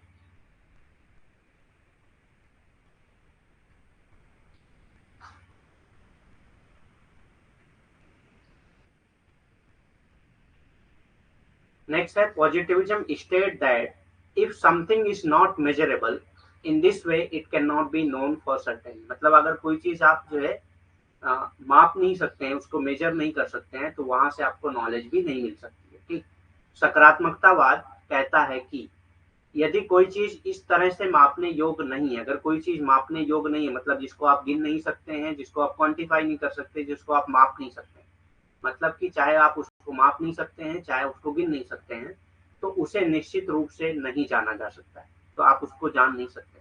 मतलब ये कहते हैं कि नॉलेज उसी चीज से मिल सकती है जिसको आप माप सकते हो, जिसको आप मेजर कर सकते हैं। अगर कोई चीज मेजर करने लायक नहीं है, मापने लायक नहीं है, तो आपको वहां से नॉलेज नहीं मिल सकती। ठीक, क्योंकि ये क्वांटिटेटिव रिसर्च पे ज्यादा फोकस करते हैं। Scientific knowledge is derived from the accumulation of data obtained theory free and value free from observation। ठीक, तो साइंटिफिक नॉलेज जो है कहाँ से ड्राइव होती है? From accumulation of data, data के एक्यूमुलेशन से, मतलब डाटा को एकत्र करने से, जो कहाँ से मिलती है? Obtain theory free and value free from observation, जो थ्योरी फ्री भी होती है और वैल्यू फ्री भी होती है ऑब्जर्वेशन से। ठीक, वैज्ञानिक ज्ञान अवलोकन से सिद्धांत मुक्त और मूल मुक्त प्राप्त आंकड़ों के संचय से प्राप्त होता है। तो ज्ञान जो है, यानी कि साइंटिफिक नॉलेज, वैज्ञानिक ज्ञान कहाँ से प्राप्त होता है? अवलोकन से, सिद्धांत मुक्त, जिसमें कोई सिद्धांत ना हो, मूल मुक्त हो, उससे प्राप्त जो आंकड़े हैं उससे मिलता है आपको ज्ञान। ठीक, तो ये पॉजिटिविज्म का बिलीफ था। This suggest that anything that can not be observe and दस is in some way measured, that is quantified, is of little or no importance। तो ये कहते हैं कि जिस चीज को आप माप नहीं सकते, उससे आपको नॉलेज नहीं मिल सकती, उससे आप नॉलेज पा नहीं सकते, जिस चीज को आप मेजर नहीं कर सकते। तो ये दोबारा ये कह रहे हैं कि मतलब जिस चीज को आप ऑब्जर्व नहीं कर सकते, जिसको आप मेजर नहीं कर सकते, जिसको आप क्वांटिफाई नहीं कर सकते, वो आपके लिए बहुत ज्यादा इम्पोर्टेंस नहीं होती, इम्पोर्टेंट की चीज नहीं होती। ठीक, इससे ये पता चलता है कि कोई भी चीज जिसे देखा नहीं जा सकता और इस प्रकार किसी तरह से मापा जा सकता है, मतलब कि जिसे मापा भी नहीं जा सकता और जिसे देखा भी नहीं जा सकता। ठीक,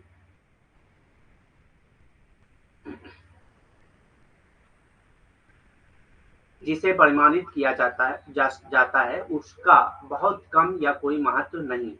ठीक, तो उस चीज का बहुत कम या कोई भी महत्व नहीं होता है। Positivism is closely associated with quantitative methods of data collection। तो मैंने बताया कि ये ज्यादातर किस पे फोकस करते हैं? Quantitative methods of data collection, क्योंकि क्वांटिटेटिव में ही आप डाटा को जो है मेजर करते हैं, क्वांटिफाई करते हैं। ठीक ठीक। तो पॉजिटिविज्म किससे एसोसिएटेड है? ये quantitative method of data collection से एसोसिएटेड।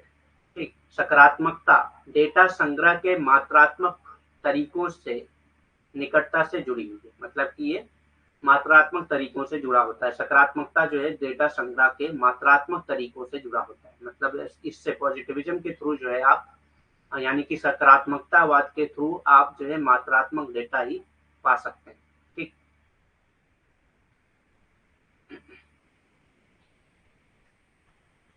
इंटरप्रिटिविज्म, इंटरप्रिटिविज्म क्या है? व्याख्यावाद।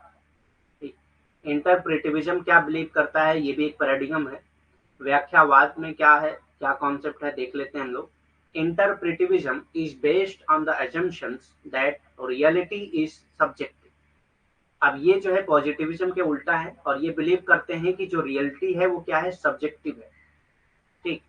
रियलिटी जो है वो सब्जेक्टिव है। व्याख्यावाद इस धारणा पर आधारित है कि वास्तविकता व्यक्तिपरक है, मतलब सब्जेक्टिव मतलब एक व्यक्ति के थ्रू मिलती है। ठीक। मल्टीपल एंड सोशली कंस्ट्रक्टेड, और ऐसा नहीं है, रियलिटी एक नहीं हो सकती, मल्टीपल रियलिटी होती है, सब्जेक्टिव होती हैं और सोशली कंस्ट्रक्टेड होती है। ठीक। और सोशली कंस्ट्रक्टेड होती हैं। तो ये बिलीव नहीं करते हैं कि सिर्फ ऑब्जर्वेशन से ही रियलिटी मिलती है या क्वांटिफिकेशन से ही रियलिटी मिलती है, बल्कि ये कहते हैं कि ये जो रियलिटी है वो क्या है? सब्जेक्टिव होती है, मल्टीपल होती है और सोशली कंस्ट्रक्टेड होती है। व्याख्यावाद इस अवधारणा पर आधारित है कि वास्तविकता व्यक्तिपरक होती है, एकाधिक होती है, मतलब एक से अधिक होती है, और सामाजिक रूप से निर्मित होती है। ठीक। तो जो वास्तविकता है वो समाज भी इसको निर्मित करता है, और एक नहीं होती है, वास्तविकता एक नहीं होती है, कई होती है, और व्यक्तिपरक भी होती है। ठीक। This is to say we can only understand we can only understand someone's reality through their experience। ठीक। तो इसका मतलब क्या है कि हम जो है एक्सपीरियंस के थ्रू ही कोई भी रियलिटी को समझ सकते हैं ऑफ दैट रियलिटी। ठीक। तो जब आप उस रियलिटी को एक्सपीरियंस करेंगे तभी आप उस रियलिटी को समझ सकते हैं। मतलब सिंपली ये है, अगर दूसरे भाषा में हम लोग बोले तो reality can be gain from experience. Experience के जरिए जो है आप रियलिटी को पा सकते हैं। ठीक। which may be different from another person shaped by the individual's historical or socially perspective। अब वो रियलिटी जो है देखें तो सब्जेक्टिव का क्या मतलब है? सब्जेक्टिव मतलब मेरे लिए रियलिटी हो सकता है कुछ और हो, आपके लिए रियलिटी कुछ और हो, किसी तीसरे के लिए रियलिटी कुछ और हो सकती है। ठीक। तो रियलिटी सब्जेक्टिव होती है। मुझे जो एक्सपीरियंस हुआ उससे जो रियलिटी मिली हो सकता है वो मेरे लिए अलग हो, किसी और ने वही एक्सपीरियंस किया उसके लिए रियलिटी कुछ और है। मतलब जिसने जैसा कंस्ट्रक्ट किया, मतलब सोशली कंस्ट्रक्टेड होती है। ठीक। जिसने जैसा कंस्ट्रक्ट किया वैसी ही उसको रियलिटी मिली। तो ये एक्सपीरियंस के थ्रू होती है, और ये एक पर्सन से दूसरे पर्सन में अलग होती है, क्योंकि ये shaped by the individual historical और सोशल पर्सपेक्टिव। क्योंकि उसका क्या हिस्टोरिकल या सोशल पर्सपेक्टिव है, उसके थ्रू जो है रियलिटी जो है वो शेप्ड होती है। ठीक। तो हर आदमी के लिए रियलिटी का मीनिंग अलग अलग हो सकता है। कहने का तात्पर्य ये है कि हम किसी की वास्तविकता को केवल उस वास्तविकता के अनुभव के माध्यम से ही समझ सकते हैं। जब आप जो है किसी वास्तविकता का अनुभव करेंगे तभी आप उस वास्तविकता को समझ सकते हैं। ठीक। जब भी आप किसी वास्तविकता का अनुभव करेंगे तभी उस वास्तविकता को समझ पाएंगे। सिंपल बात ये है कि जो व्याख्यावाद है वो ये मानते हैं कि आपको अनुभव के जरिए ही वास्तविकता मिलती है, अनुभव के जरिए ही ज्ञान मिलता है। और ज्ञान जो है यानी कि वास्तविकता जो है वो हर व्यक्ति के लिए अलग हो सकती है, क्योंकि हर व्यक्ति जो है, हर व्यक्ति की वास्तविकता जो है उसके ऐतिहासिक और सामाजिक परिप्रेक्ष्य से आकार पाती है। ठीक। हर व्यक्ति की जो वास्तविकता है या ज्ञान है वो उसके ऐतिहासिक या सामाजिक परिप्रेक्ष्य से ही आकार पाती है। मतलब कि हर व्यक्ति की जो वास्तविकता है वो अलग हो सकती है, क्योंकि हर व्यक्ति का ऐतिहासिक और सामाजिक परिप्रेक्ष्य अलग होता है, इसीलिए उसकी वास्तविकता भी अलग हो सकती है। ठीक। तो इंटरप्रेटिविस्ट यानी कि व्याख्यावाद का ये मानना है कि जो रियलिटी है, जो ज्ञान है, यानी कि जो नॉलेज है, वो आपको एक्सपीरियंस के थ्रू मिल सकता है। पॉजिटिविज्म का मानना ये है कि एक्सपीरियंस से नहीं बल्कि ऑब्जर्वेशन से मिलेगा। ठीक। और वो सब्जेक्टिव नहीं होती है, पॉजिटिविज्म के अकॉर्डिंग जो है वो सब्जेक्टिव नहीं है, जो रियलिटी है वो सबके लिए वही रियलिटी हो। लेकिन व्याख्यावाद यानी कि इंटरप्रेटिविस्ट ये मानते हैं कि ये रियलिटी अलग अलग होती है, सारे लोगों के लिए अलग अलग होती है। मेरा पर्सपेक्टिव अलग हो सकता है, आपका अलग हो सकता है, किसी तीसरे का अलग हो सकता है। ठीक। इंटरप्रेटिविस्ट interpretive approaches rely on questioning and observation in order to discover or generate a rich and deep understanding of the phenomena being investigated। तो इंटरप्रेटिव अप्रोचेस क्या करते हैं, ये ज्यादातर जो है क्वेश्चन करने में, ऑब्जर्वेशन करने में, या मतलब इन ऑर्डर टू डिस्कवर, क्या करने के लिए वो क्वेश्चन करते हैं या ऑब्जर्वेशन करते हैं, ताकि वो डिस्कवर कर सकें, जनरेट कर सकें बहुत डीप अंडरस्टैंडिंग। ठीक। किसी भी फेनोमेना जिसकी आप स्टडी कर रहे हैं, जिसका आप इन्वेस्टिगेशन कर रहे हैं, उसकी डीप अंडरस्टैंडिंग करने के लिए जो इंटरप्रिटेटिव अप्रोच होते हैं, वो क्या करते हैं, वो क्वेश्चन करते हैं, ऑब्जर्वेशन करते हैं। ठीक। व्याख्यात्मक दृष्टिकोण जांच की जा रही घटना की, तो व्याख्यात्मक दृष्टिकोण करता क्या है, जो भी जांच की जा रही घटना होती है उसके समृद्ध और गहरी समझ को खोजने, उसके समृद्ध और गहरी समझ को खोजने या उत्पन्न करने के लिए पूछताछ और अवलोकन अवलोकन पर निर्भर होता है। ठीक। ये ज्यादातर व्याख्यात्मक दृष्टिकोण जो है, किसी भी घटना जिसका अध्ययन किया जा रहा है उसकी गहरी समझ पाने के लिए, मतलब उसको बहुत अच्छी तरीके से समझने के लिए वो क्या करता है, पूछताछ करता है और अवलोकन करता है। और इसी पे जो है व्याख्यात्मकवाद, व्याख्यावाद जो है वो इसी पे निर्भर होता है। ठीक। This is closely associated with qualitative methods of data collection. हमने पढ़ा पॉजिटिविज्म किससे एसोसिएटेड होता है, वो ज्यादातर quantitative methods of data collection से एसोसिएटेड होता है। लेकिन इंटरप्रेटिविज्म यानी कि व्याख्यावाद जो है वो qualitative methods of data collection से एसोसिएटेड होता है। ठीक। मतलब ये क्वालिटेटिव डाटा को कलेक्ट करता है जिसमें क्वालिटी होती है। ठीक। ये डेटा संग्रह के गुणात्मक तरीके से निकटता से जुड़ा हुआ है। मतलब कि ये डेटा संग्रह के गुणात्मक तरीके, यानी कि मात्रात्मक तरीके में क्या आ जाता है, सकारात्मकतावाद, लेकिन गुणात्मक तरीके में क्या आता है, व्याख्यावाद। ठीक। व्याख्यात्मकतावाद या व्याख्यावाद। ठीक। ये डेटा संग्रह के गुणात्मक तरीकों से निकटता से जुड़ा हुआ होता है।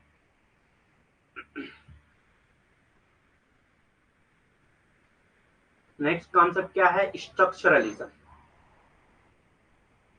स्ट्रक्चरलिज्म, संरचनावाद। अब ये संरचनावाद क्या है, structuralism is a theoretical approach that identifies pattern in social arrangement, mostly notably languages। ठीक। तो स्ट्रक्चरलिज्म क्या है, एक थ्योरेटिकल अप्रोच है जो क्या करता है कि सोशल अरेंजमेंट का पैटर्न क्या है उसको समझने की कोशिश करता है। सोसाइटी में जो भी अरेंजमेंट है, जो भी हर चीज की मीनिंग जो निकलती है, उसका अरेंजमेंट किस तरह से है, उसके पैटर्न को समझने की कोशिश करता है स्ट्रक्चरलिज्म। किसी भी स्ट्रक्चर का अरेंजमेंट पैटर्न क्या है उसको समझने की कोशिश करता है, ज्यादातर लैंग्वेज को। ठीक। संरचनावाद एक सैद्धांतिक दृष्टिकोण है। तो ये क्या है, एक सैद्धांतिक दृष्टिकोण है जो सामाजिक व्यवस्थाओं, विशेषकर भाषा में पैटर्न की पहचान करता है। तो ये समाज में जो व्यवस्थाएं हैं उसको समझने की कोशिश करता है, विशेषकर भाषा। समाज की जो विशेष व्यवस्थाएं हैं उसका पैटर्न क्या है, या भाषा का जो पैटर्न है वो क्या है, उसको समझने के लिए संरचनावाद क्या है, एक सैद्धांतिक दृष्टिकोण होता है। ठीक।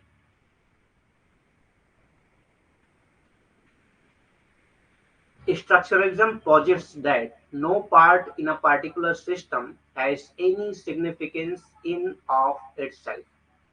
ठीक। तो स्ट्रक्चरलिज्म ये मानते हैं कि कोई भी पार्ट जो है in a particular system has any significance, मतलब कोई पार्ट का कोई सिग्निफिकेंस नहीं होता है अपने आप में। ठीक। तो ये होलिज्म पे ज्यादा बिलीव करते हैं, मतलब कि पार्ट्स पे बिलीव नहीं करते हैं। Structuralism posits that no part in a particular system has any significant in and of itself. ठीक। अपने आप में वो कोई सिग्निफिकेंस नहीं रखता है, कोई इंपॉर्टेंस नहीं रखता है, कोई अगर अलग पार्ट है तो its identity is defined in terms of its relationship between all parts of the system. तो सोसाइटी का अगर कोई एक पार्ट है तो स्ट्रक्चरलिज्म ये बिलीव करता है कि उस पार्ट की कोई इंपॉर्टेंस नहीं है। ठीक, उस पार्ट की कोई इंपॉर्टेंस नहीं है जब तक वो किसी अदर पार्ट से सोशल सिस्टम में उसका रिलेशनशिप ना हो किसी अदर पार्ट से।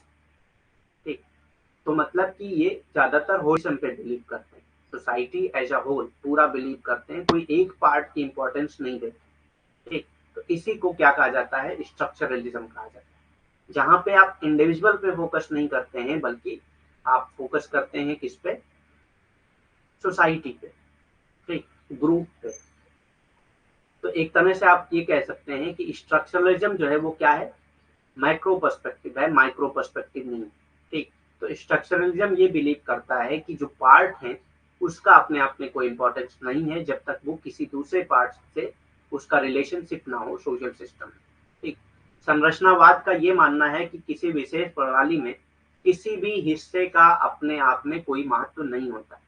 तो कोई विशेष प्रणाली है उसमें किसी भी हिस्से का अपना कोई महत्व नहीं होता है जब तक वो किसी दूसरे प्रणाली से, किसी दूसरे आ, हिस्से से जुड़ा ना हो। ठीक, किसी दूसरे से उसका संबंध ना हो तब तक उसका कोई मतलब नहीं होता है। ठीक, संरचनावाद का मानना यह है कि किसी विशेष प्रणाली में किसी भी हिस्से का अपना अपने आप में कोई महत्व नहीं होता है।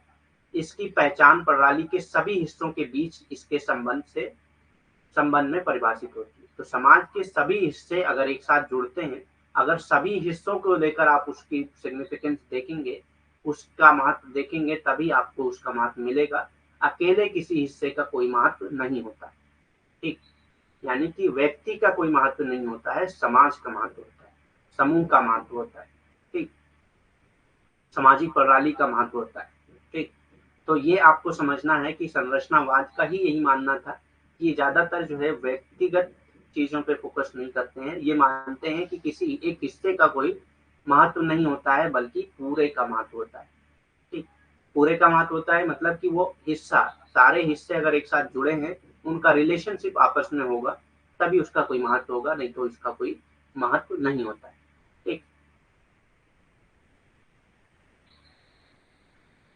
पोस्ट स्ट्रक्चरलिज्म, उसके बाद नेक्स्ट कॉन्सेप्ट आता है पोस्ट स्ट्रक्चरलिज्म का। अब ये पोस्ट स्ट्रक्चरलिज्म क्या होता है, पोस्ट स्ट्रक्चरलिज्म, पोस्ट मतलब क्या होता है, बाद, यानी कि स्ट्रक्चरलिज्म के बाद क्या, किस चीज का पैराडिगम आया, किस चीज का बिलीफ आया।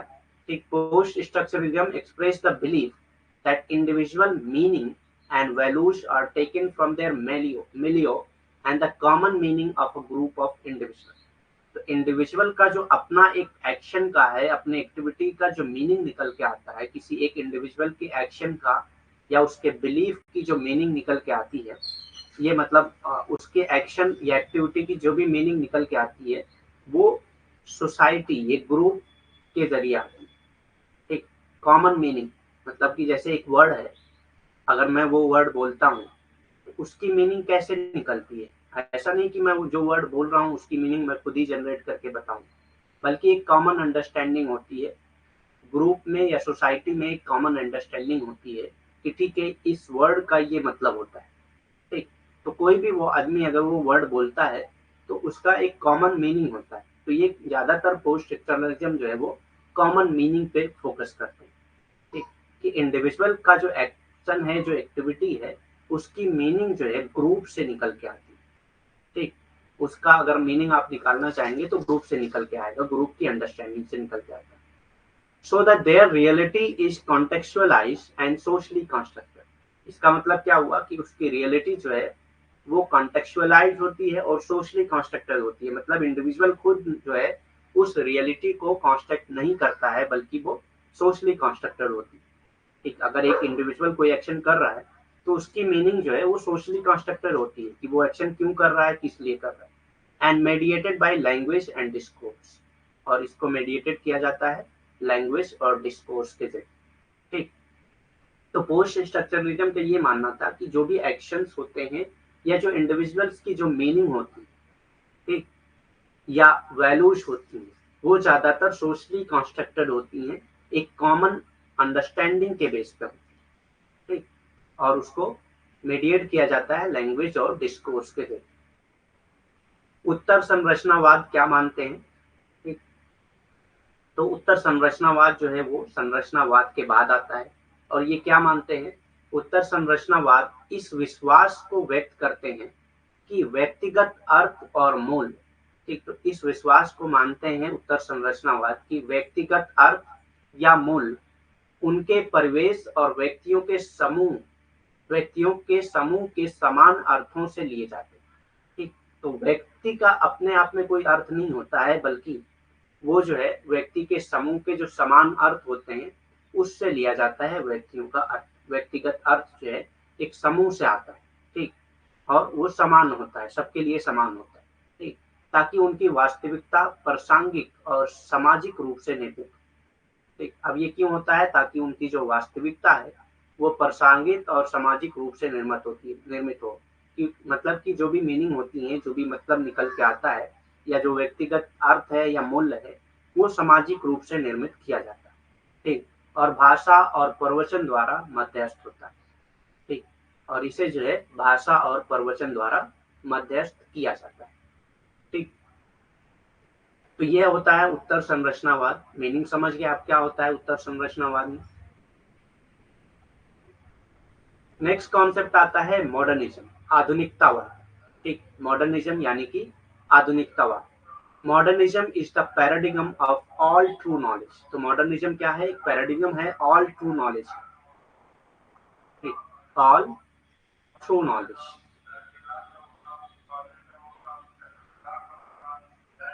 It is based on logic, ये किसके बेस पे होता है, लॉजिक के बेस पे होता है, ठीक, it is based on logic.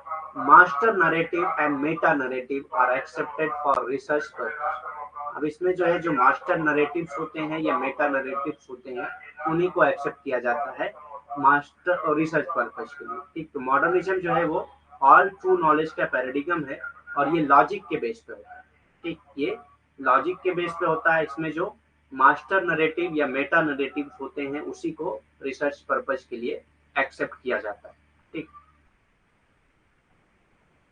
आधुनिकतावाद सभी सच्चे ज्ञान का प्रतिमान है, ठीक, तो आधुनिकतावाद क्या है, सभी सच्चे ज्ञान का प्रतिमान है, ये तर्क पर आधारित होता है, ठीक, तो ये सभी सच्चे ज्ञान का प्रतिमान है और उसके साथ साथ जो है ये किस पे आधारित होता है, तर्क पे आधारित होता है, मतलब ये लॉजिक पे बिलीव करता है, ठीक। अनुसंधान उद्देश्यों के लिए मास्टर कथा और मेटा कथा स्वीकार किए जाते हैं, ठीक, तो इसमें जो है अनुसंधान उद्देश्य के लिए ज्यादातर मास्टर कथा या मेटा कथा स्वीकार किए जाते हैं और कोई भी चीज में स्वीकार नहीं की जाती, ठीक। Modernism favours structures.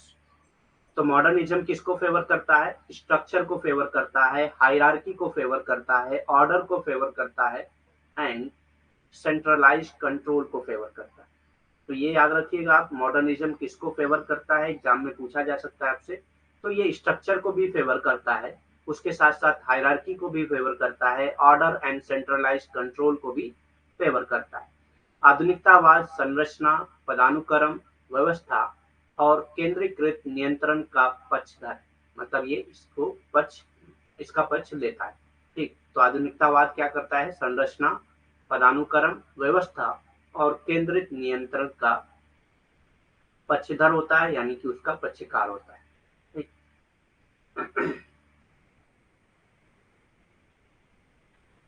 Next concept आता है पोस्ट मॉडर्निज्म का। तो मॉडर्निज्म हो गया, मॉडर्निज्म के बाद आता है पोस्ट मॉडर्निज्म। अब पोस्ट मॉडर्निज्म क्या है, post modernism values the subjective and multiple opinions of individuals and communities. तो पोस्ट मॉडर्निज्म किसको वैल्यू करता है, ये स्ट्रक्चर को नहीं बल्कि subjective and multiple opinions of individual को, ठीक। तो ये post modernism values the subjective and multiple opinions of individuals and communities rather than pre determined rules for action, ठीक। जो प्री डिटरमाइंड रूल्स हैं एक्शन के लिए, जो प्री डिटरमाइंड रूल हैं उसको ये एक्सेप्ट नहीं करता है, बल्कि ये ज्यादातर वैल्यू किसको देता है, subjective and multiple opinions of individual, ठीक, इंडिविजुअल या कम्युनिटीज के। तो इंडिविजुअल या कम्युनिटी के जो ओपिनियन होते हैं, जो सब्जेक्टिव चीजें होती हैं, उसको ये वैल्यू ज्यादा देता है rather than action pre determined rules for action, ठीक। उत्तराधिकारी कार्रवाई के लिए पूर्व निर्धारित नियमों के बजाय, तो उत्तर आधुनिकतावाद कार्रवाई के लिए पूर्व निर्धारित नियमों के बजाय, मतलब जो पहले से निर्धारित नियम है उसके बजाय ये व्यक्तियों और समुदायों की व्यक्तिपरक और एकाधिक राय से महत्व देता है, ठीक।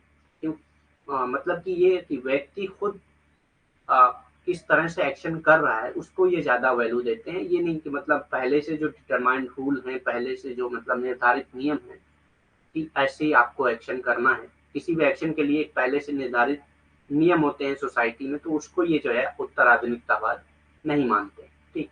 तो उत्तर आधुनिकतावाद क्या मानते हैं कि कार्रवाई के लिए पूर्व निर्धारित नियमों के बजाय ये व्यक्ति और समूह की व्यक्तिपरक और एकाधिक राय से महत्व देते हैं, ठीक।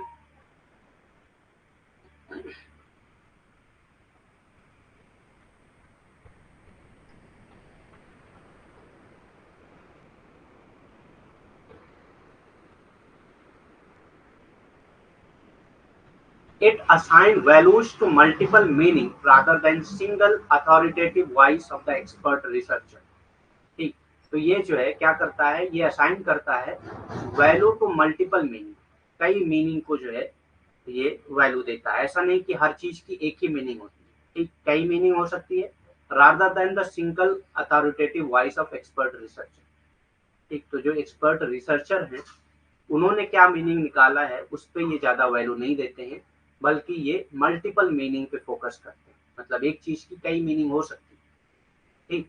ये विशेषज्ञ शोधकर्ता की एकल और आधिकारिक आवाज के बजाय कई अर्थों को महत्व देता है, ठीक। तो ये विशेषज्ञ शोधकर्ता जो है उनकी जो उन्होंने जो किसी भी चीज का एक ही अर्थ निकाला हुआ है उसको ज्यादा महत्व नहीं देते हैं, बल्कि ये किसी भी चीज के कई अर्थ हो सकते हैं इस पे ज्यादा फोकस करता है, ठीक। किसी भी चीज के कई अर्थ होते हैं, हो सकते हैं, इस पे ज्यादा ये फोकस करता है, ठीक। नेक्स्ट है post modernism reject the emphasis on rational discovery through the scientific method.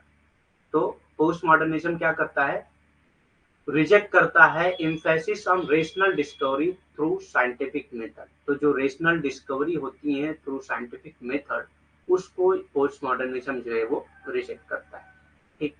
उत्तर आधुनिकतावाद वैज्ञानिक पद्धति के माध्यम से तर्क संगत खोज पर जोर को खारिज करता है, ठीक। तो उत्तर आधुनिकतावाद जो है वो जो भी वैज्ञानिक पद्धति के माध्यम से जो तर्क संगत खोज होते हैं उसको ये खारिज करता है, ठीक। तो ये पोस्ट मॉडर्निज्म जो है मॉडर्निज्म से कैसे अलग है आपको ये समझना है, क्योंकि इससे रिलेटेड क्वेश्चन पूछे जाते हैं एग्जाम में, ठीक। आपको थोड़ा सा इसका कॉन्सेप्चुअल क्लियरिटी होनी चाहिए, तभी आप जो है इसका आंसर कर सकते हैं आसानी से। Generally post modernism accept the basic ontological assumptions. तो जनरली जो है जो पोस्ट मॉडर्निज्म जो है वो क्या करता है, बेसिक ऑन्टोलॉजिकल एजम्पशन को एक्सेप्ट करता है ऑफ रिलेटिविज्म एंड क्लेम। तो ये रिलेटिविज्म के एजम्पशन को जो है ज्यादातर एक्सेप्ट करता है और क्लेम करता है that there can be no objective और फाइनल ट्रूथ। तो कोई ऑब्जेक्टिव और फाइनल ट्रूथ हो ही नहीं सकता, वो सब्जेक्टिव ट्रूथ होता है, ठीक। क्योंकि हमने पहले भी पढ़ा कि पोस्ट मॉडर्निज्म जो है वो ज्यादातर क्या करता है, सब्जेक्टिव चीजों को ज्यादा वैल्यू देता है, ठीक। तो ये क्लेम करता है कि कोई भी ऑब्जेक्टिव ट्रूथ या फाइनल ट्रूथ हो ही नहीं सकता, as all truth is a socially constructed entity. क्योंकि सारे ट्रूथ जो है वो सोशली कंस्ट्रक्टेड एंटिटी है, तो जरूरी नहीं है कि जो सोशली कंस्ट्रक्टेड एंटिटी हो वो ट्रू हो, ठीक। तो इसीलिए पोस्ट मॉडर्निज्म ये रिजेक्ट करते हैं कि कोई फाइनल ट्रूथ हो सकता है, और ये मानते हैं कि कोई भी ऑब्जेक्टिव या फाइनल ट्रूथ कभी भी नहीं हो सकता, इसीलिए ये रिलेटिविज्म पे ज्यादा फोकस करते हैं, ठीक। रिलेटिविज्म को ज्यादा एक्सेप्ट करते हैं। आमतौर पर उत्तर आधुनिकतावाद सापेक्षतावाद की बुनियादी ऑन्टोलॉजिकल धारणा को स्वीकार करते हैं, ठीक।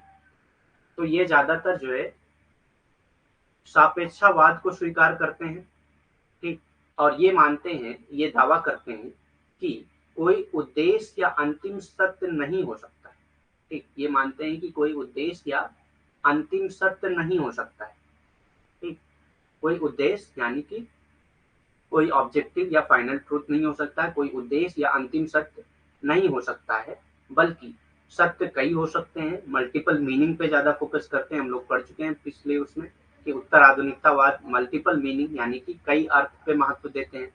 या अंतिम सत्य नहीं हो सकता, मतलब कोई उद्देश्य या अंतिम सत्य, कोई भी सत्य जो है वो अंतिम सत्य नहीं हो सकता, ठीक, क्योंकि सभी सत्य एक सामाजिक रूप से निर्मित इकाई है, क्योंकि सारे सत्य को जो है सामाजिक रूप से निर्मित किया गया है, तो जरूरी नहीं है कि जो सामाजिक रूप से निर्मित किया गया हो वो सत्य सही हो, ठीक, वो सत्य सत्य ही हो ऐसा जरूरी नहीं होता है, ठीक। ये सब फिलोसफिकल टर्म है, तो ये चीज इन सब चीजों के बारे में आपको पता होना चाहिए। इनका जो है कॉन्सेप्चुअल क्लियरिटी होगा तभी आप जो है रिसर्च को आसानी से कर सकते हैं और रिसर्च से रिलेटेड क्वेश्चन का आंसर दे सकते हैं, ठीक।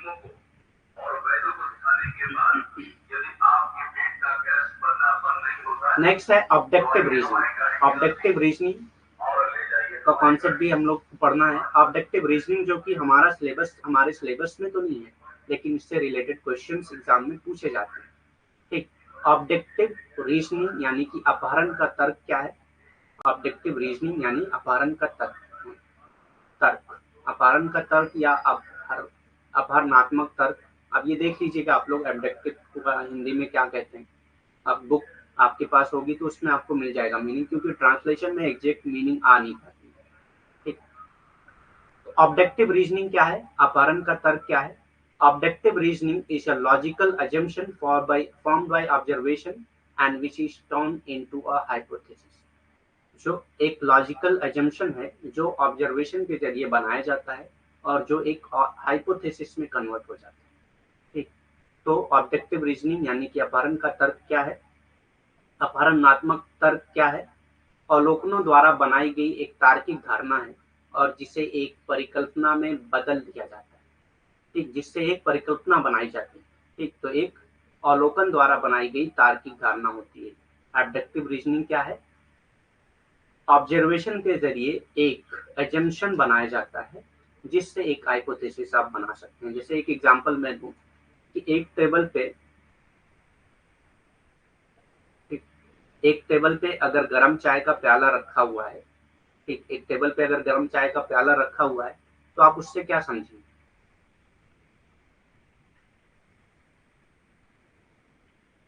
एक टेबल पे अगर गर्म चाय का प्याला रखा हुआ है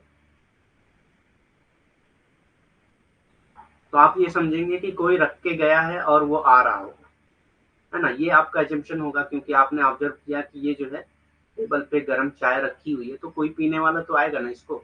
तो ये क्या है, एक तरह का ऑब्जेक्टिव रीजनिंग है कि आप अपने पहले की नॉलेज को लेकर और अपने ऑब्जर्वेशन के बेसिस पे एक एजम्पशन देते हैं, ठीक, कि अगर गर्म चाय का प्याला रखा हुआ है तो कोई आ रहा होगा, ठीक। ऐसे ही अगर आसमान में घटा छाई हुई है तो हम ये एबडक्शन करते हैं, ये अज्यूम करते हैं एब्डक्टिव रीजनिंग लगा के कि बारिश होने वाली, ठीक।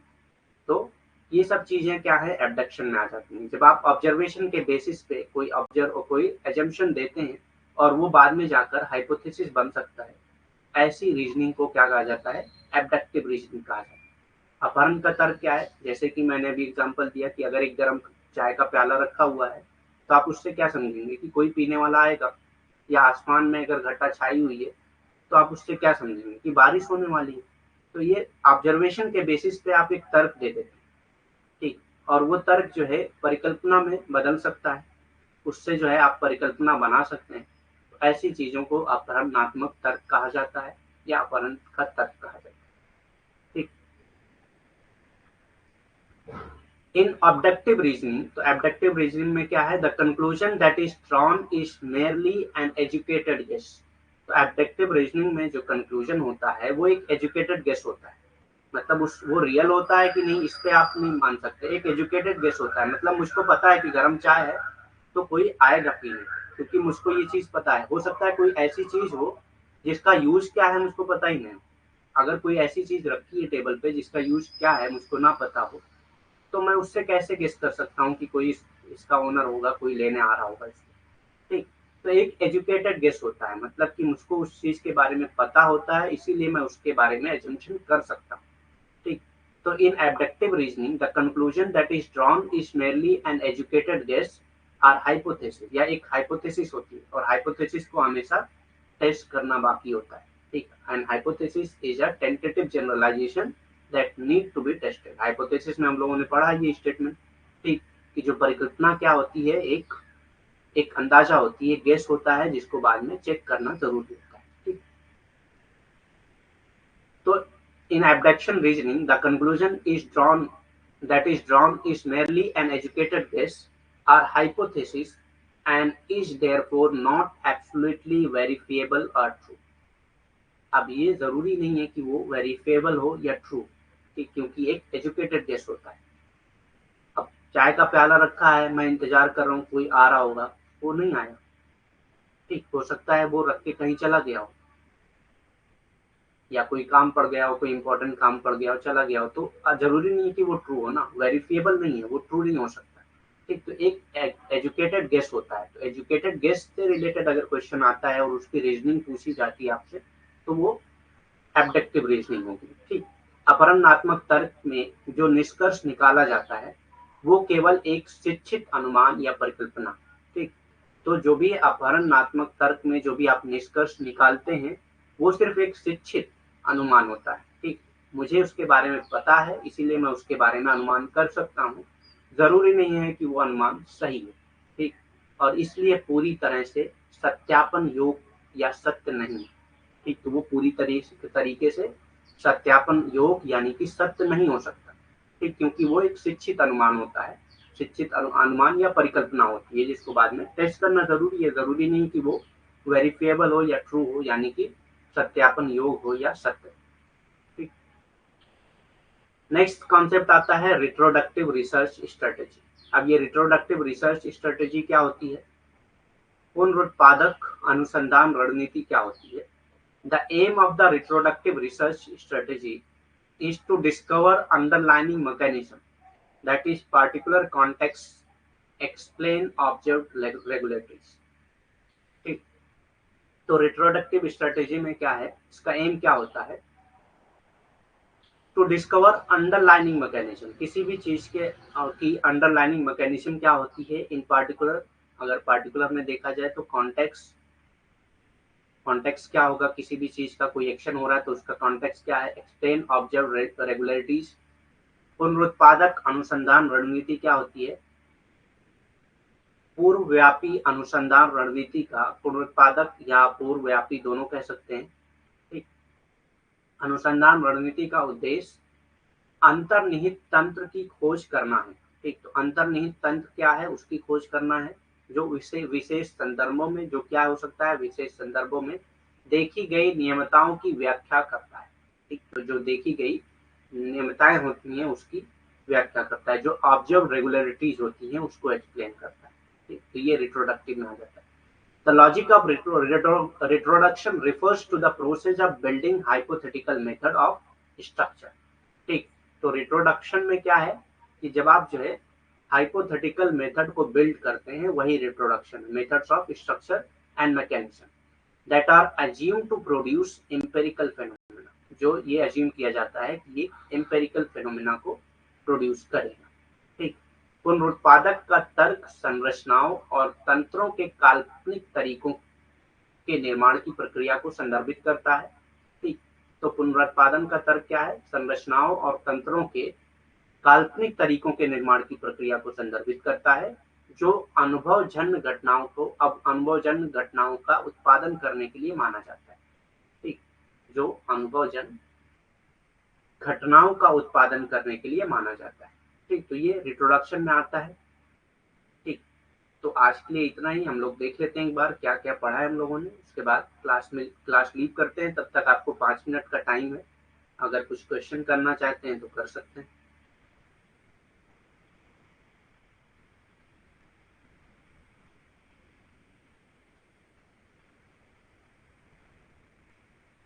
Any question?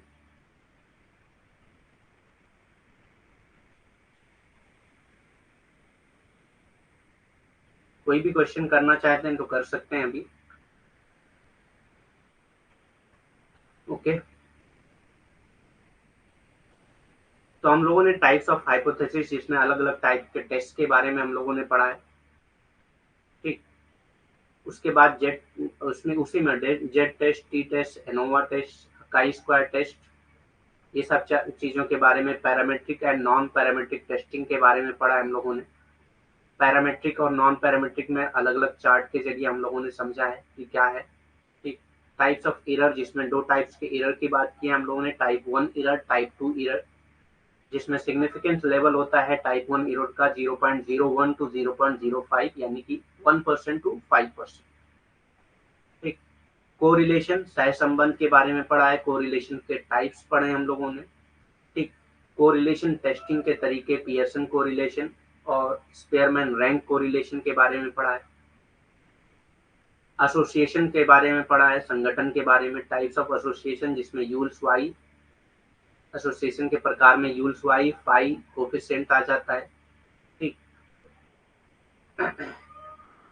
फाल्सिफिएबिलिटी का कॉन्सेप्ट हम लोगों ने पढ़ा है, जिसको कार्ल पोपर ने दिया था और एक बुक में दिया था जिसका नाम था the scientific discovery, the logic of scientific discovery.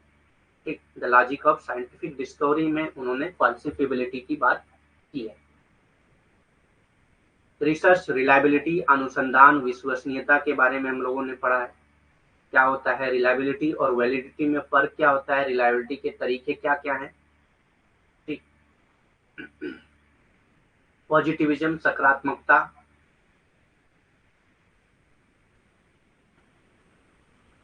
इंटरप्रिटिविज्म व्याख्यावाद, structuralism, post structuralism, modernism, post modernism, abduction और रिप्रोडक्शन। तो ये सारे कॉन्सेप्ट आज हम लोगों ने किए हैं। आज यूनिट कंप्लीट होती है, यूनिट 2।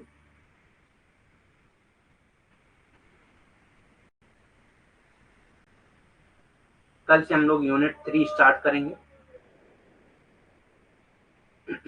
ठीक, एनी क्वेश्चन? अगर कुछ क्वेश्चन है तो कर सकते हैं, वरना हम लोग लीव करें क्लास।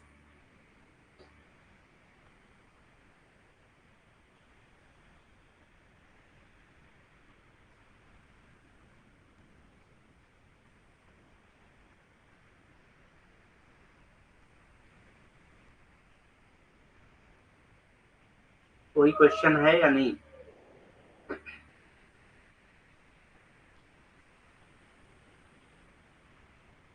और डेली क्लास जो होगी वो 2 से 4 होगी।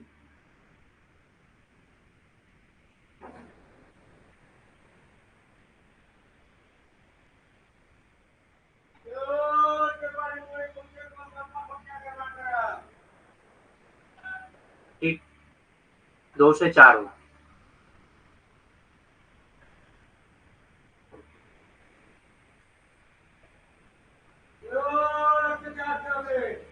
8 से पॉसिबल नहीं है ना, क्योंकि 2 घंटे की क्लास नहीं हो पाएगी उसमें।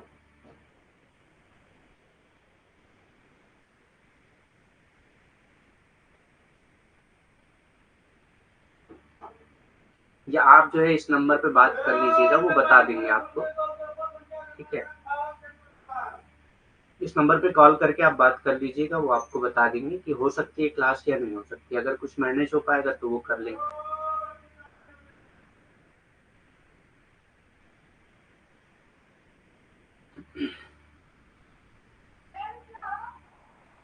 ठीक है, फिर लीव करते हैं। Thank you very much, have a nice day.